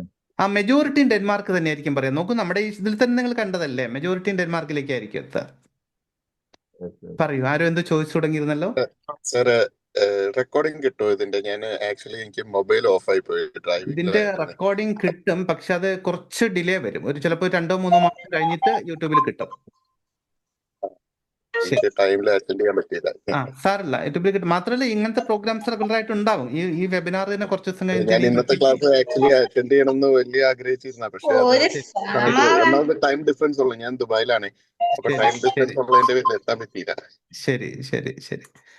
ഒരു നിമിഷം, അതിനിടയിൽ ആരും ശബ്ദം ഉണ്ടാക്കിയിട്ട് പറഞ്ഞോളൂ. താങ്കൾക്ക് എന്തെങ്കിലും പറയാനെങ്കിൽ മ്യൂട്ട് മാറ്റി പറഞ്ഞോളൂ. സർ കേൾക്കുന്നുണ്ടോ? കേൾക്കാം, പറഞ്ഞോളൂ. സർ, എനിക്ക് 2 കാര്യങ്ങൾ ചോദിക്കാനുണ്ട്. അതായത് നമ്മളിപ്പോൾ റീസെന്റ് കുറച്ച് സോഷ്യൽ മീഡിയയിലൊക്കെ ഈ മെന്റലിസം കാണിക്കുന്നവര് ചെയ്യുന്ന ഇപ്പം നോർത്ത് ഇന്ത്യയിലൊക്കെ ഉള്ള കുറെ മെന്റലിസ്റ്റ് ചെയ്യുന്നത്, ഈ നിങ്ങൾ ഒരാളിനെ വിചാരിക്കുക അവരിപ്പോ ഫോൺ നിങ്ങളെ ചെയ്യും എന്ന് പറഞ്ഞിട്ട് അങ്ങനെ കുറെ വീഡിയോസ് ചെയ്യുന്നുണ്ട്. അത് കൂടുതലും പ്ലാൻഡ് തന്നെ ആയിരിക്കത്തില്ലേ? പ്ലാൻഡ് ആയിരുന്നു. ഞാൻ നേരത്തെ ഇതിന്റെ തുടക്കത്തിൽ പറഞ്ഞല്ലോ, സഹായികൾ വെച്ചിട്ട് ചെയ്യുന്നതാണ്, അത്രേ ഉള്ളൂ. ചെയ്യുന്നതാണ്.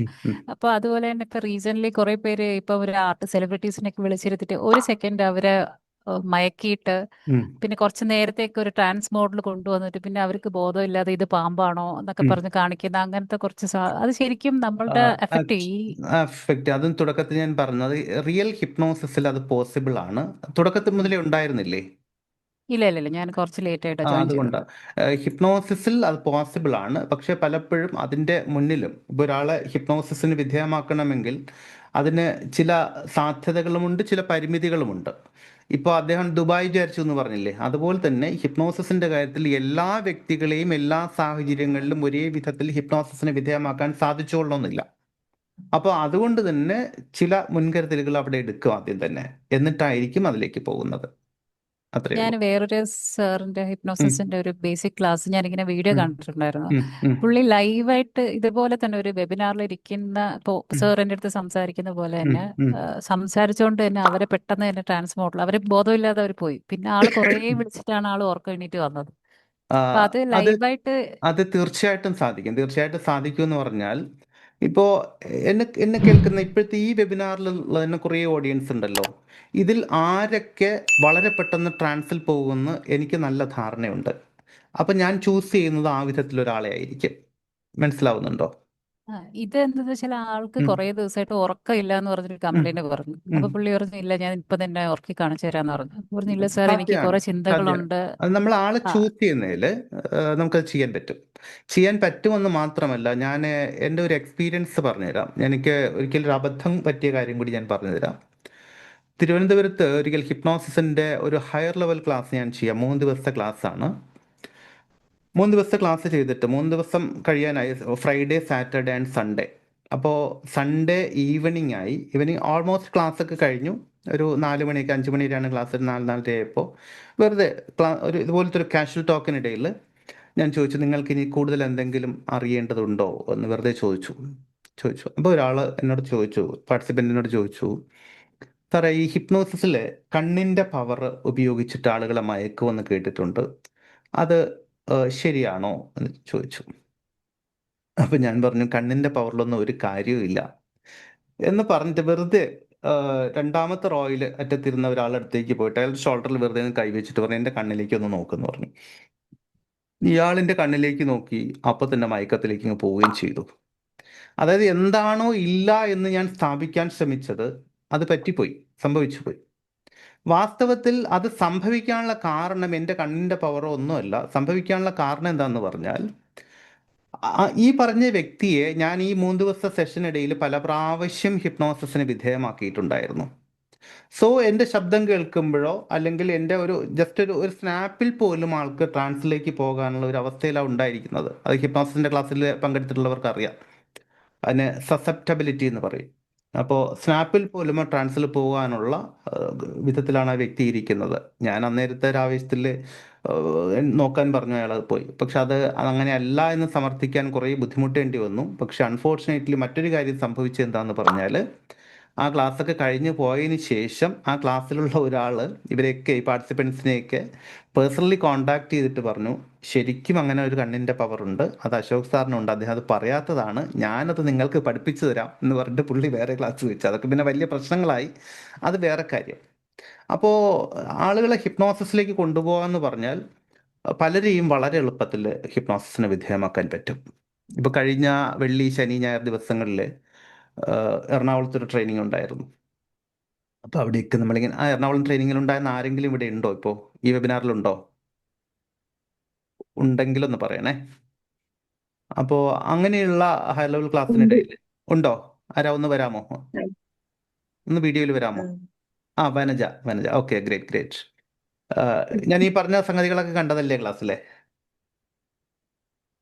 അതെ. ഓക്കെ, യെസ്, അതാ ഞാൻ പറയുന്നത്. അപ്പോൾ അങ്ങനെ അസാധാരണം എന്ന് നമ്മൾ തോന്നുന്ന പല സംഗതികളും അവിടെ സംഭവിക്കും. പക്ഷെ അതിൻ്റെ എല്ലാം പിന്നിലുള്ളത് സയൻസ് മാത്രമാണ്, മറ്റൊന്നുമല്ല. ചോദിച്ച ആളവിടെ പോയി.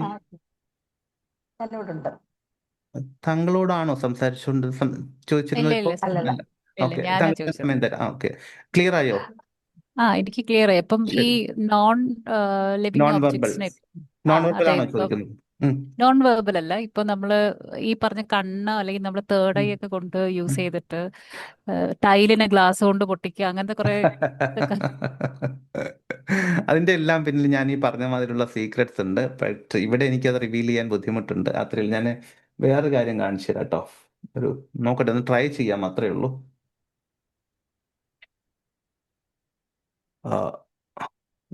ഇത് കാണുന്നുണ്ടോ വാച്ച്? എല്ലാവരും കാണുന്നുണ്ടോ? ഓടുന്ന വാച്ചാണോ? കണ്ടില്ല ഒന്നുകൂടെ. ഇതാ നിങ്ങളുടെ ഫ്രണ്ടിലുണ്ട്, കാണുന്നുണ്ടോ? ഓടുന്നുണ്ട്. അതായത് അതിന്റെ ബാക്ക് സൈഡാണ്. ഇനി ഞാനൊന്ന് നോക്കട്ടെ. നിങ്ങള് ഈ വാച്ച് ഒന്ന് ശ്രദ്ധിക്കൂ. വാച്ച് കാണുന്നുണ്ടല്ലോ അല്ലേ? ഓടുന്നുണ്ടല്ലോ.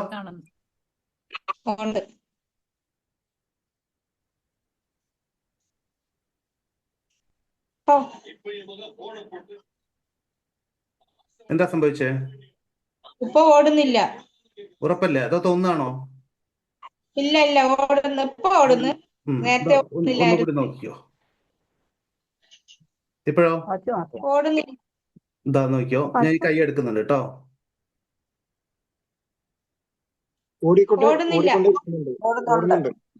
ഇപ്പൊ ഓടുന്നില്ലേ? സാധാരണ വാച്ച. ഇത് നമുക്ക് നമ്മുടെ ഓഡിയൻസ് ആരായാലും, ഒരു പബ്ലിക് പ്ലാറ്റ്ഫോമിലായാലും നമ്മൾ സ്ട്രീറ്റിൽ ചെയ്യുമ്പോഴായാലും ഒക്കെ നമുക്കിത് ചെയ്യാൻ പറ്റും.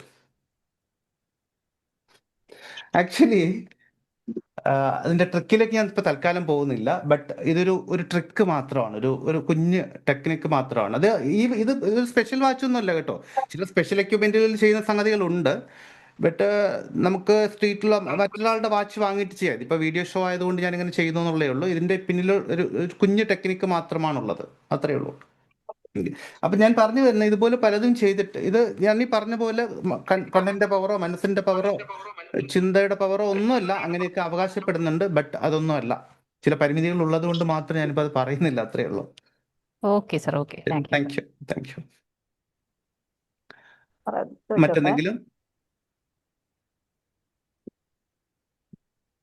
മറ്റെന്തെങ്കിലും അറിയേണ്ടതുണ്ടോ? പറയൂ.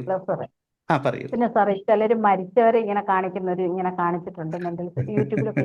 ഇതല്ലേ ഞാൻ തുടക്കത്തിൽ പറഞ്ഞത്? അത് ഞാൻ ഓൾറെഡി തുടക്കത്തിൽ പറഞ്ഞ കാര്യമാണ്. അവര് അറിയാവുന്ന ആൾക്കാരല്ല, അത് ഹിപ്നോസിസിൽ തന്നെ അത് ചെയ്യാൻ പറ്റും. ബട്ട് അത് റിയാലിറ്റി അല്ല. നമ്മളൊരു സ്വപ്നം കാണുന്ന ഒരു തോന്നൽ, ഒരു ഭ്രമം മാത്രമാണ് ഉണ്ടാക്കുന്നത്. ശരിക്കും മരിച്ച ആളുകൾ വരുന്നൊന്നുമില്ല കേട്ടോ. ശരി, താങ്ക് യു. മറ്റെന്തെങ്കിലും? അപ്പോൾ അങ്ങനെയാണെങ്കിൽ തൽക്കാലം നമുക്ക് പിരിയാം. നിങ്ങൾക്ക് ആർക്കെങ്കിലും മെന്റലിസം കോഴ്സ് ചെയ്യണമെങ്കിൽ ഒന്ന് കോർഡിനേറ്റർ കോൺടാക്ട് ചെയ്യൂ. അതിൽ ഞാൻ ഇപ്പം നമ്മൾ കണ്ടതൊക്കെ അതിൽ വരും കേട്ടോ. അതുപോലെ ധാരാളം സംഗതികൾ അതിൽ വരും. ഒത്തിരി സംഗതികൾ നിങ്ങൾ പ്രൊഫഷണലി സ്റ്റേജിലൊക്കെ കാണുന്ന മിക്കവാറും എല്ലാം അതിൽ വരും. അതുപോലെ നിങ്ങൾക്ക് ഈ മെന്റലിസം ഷോ ഞാൻ വീഡിയോ ചെയ്തിട്ടുണ്ട്. The ultimate mentalism show Ashok Narayan എന്ന് നിങ്ങൾക്ക് യൂട്യൂബിൽ സെർച്ച് ചെയ്തിട്ടുണ്ടെങ്കിൽ ഈ ഷോ കാണാൻ പറ്റും. ഇതുപോലത്തെ കുറേ കാര്യങ്ങൾ ചെയ്തിരിക്കുന്ന ട്രിക്കൊന്നും അതിൻ്റെ അകത്ത് പറഞ്ഞിട്ടില്ല, അത് പബ്ലിക് പ്രോഗ്രാം ആയതുകൊണ്ട് പറഞ്ഞിട്ടില്ല. അതിൻ്റെ ഉള്ളിലുണ്ട് ultimate mentalism show. Ashok Narayanan search ചെയ്തിട്ടുണ്ടെങ്കിൽ അതിൽ വരും കേട്ടോ. ശരി, അപ്പോൾ നമുക്ക് വരുന്ന ആഴ്ച മറ്റൊരു വെബിനാർ ഉണ്ടാകും. വിഷയം തരാം കേട്ടോ, ഗ്രൂപ്പിൽ തരാം. എന്തായാലും ഒരുപാട് സന്തോഷം. ഇത്രയും സമയം വളരെ ശ്രദ്ധയോടുകൂടി കേട്ടുന്ന എല്ലാവർക്കും ഹൃദയത്തിൻ്റെ ഭാഷയിൽ നന്ദി പറഞ്ഞുകൊണ്ട് മറ്റൊരു രീതിയിൽ വീണ്ടും കണ്ടുമുട്ടാമെന്ന ശുഭപ്രതീക്ഷയോടുകൂടി തൽക്കാലം ഇവിടെ പറഞ്ഞു പിരിയുന്നു. സ്നേഹപൂർവ്വം Ashok Narayan. Thank you. Bye. Good night. Thank you sir. Thank you sir. Thank you. Thank you very much.